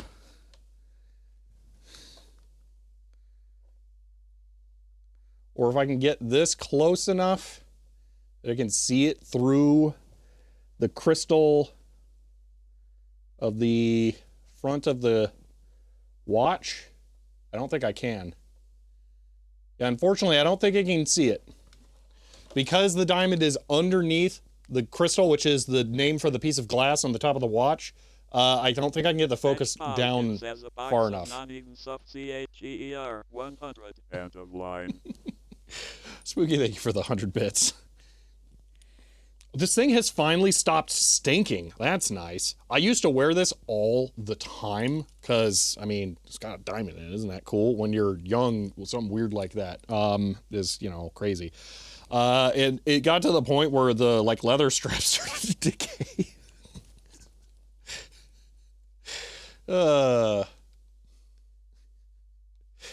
Needs a bit of polish. It needs a lot.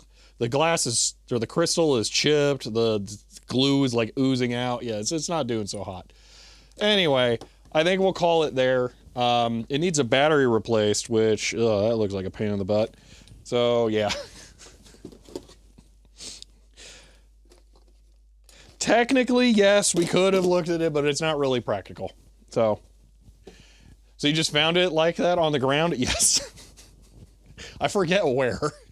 We're talking, I would not have been like full height. Like it was a long time ago. I'm gonna put this away and then we're gonna wrap this up.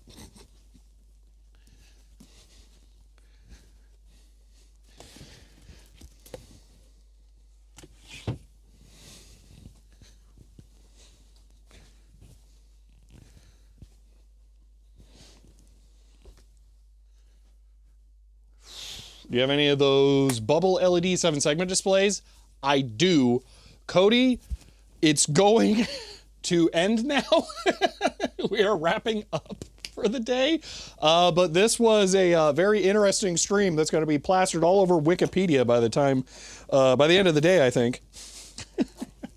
I'm making a lot of work for Digital Ice Age.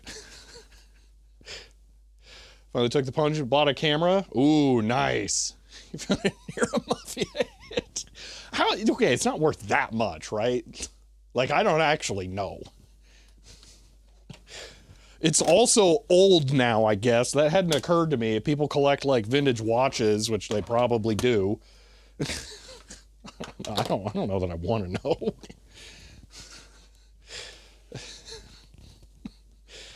All right, well, yeah, that was a very, very interesting stream. Yeah, Cody, today we read text off of a laser disc by like just looking at the disc, and I'm talking text encoded in the video. That's how insane this stream was. I recorded it so I can edit it into a second channel video. So there will be like a highlights reel of that. But yeah, all right. You're sure it can shoot up 1,000% from the watch? Sounds like I just need to get rid of that watch. I don't know. Anyway. Yeah, so microscope, money well spent. That watch could, no way. It's not worth that much. If it is, it's actually going away because I don't care that much about it. if that's true, bye. Yeah, so we also read text off of a CED as well. Anyway, yeah, it is time to wrap up the stream here. So I'm gonna run the outro. Go to the Monsters Pawn Shop. It'd cost me more in travel than it would in what I'd make. Anyway, I hope you guys enjoyed this stream. I got no clue what we're doing tomorrow. I don't know if maybe I'll try and figure out something to do with the microscope or not. But yeah, this was a ridiculous ton of fun. I can't believe we killed 4 hours doing nothing but this. However, if you don't want the fun to end, there is a brand new channel or video on the YouTube channel that you can go watch right now and find out about. They're not that valuable? Okay, good. You can go watch a video on the YouTube channel about overhead projectors and technology and how computers and projectors for a little while were really nice friends. And by a little while, I mean like 5 years. So if you want to see that, head over to the main YouTube channel. But that will be it for now. So if you enjoyed this stream, you may want to follow to be notified when I go live again next. If you want to help support the channel, you can find me on Patreon. But for now, that's it, and I will see you next time.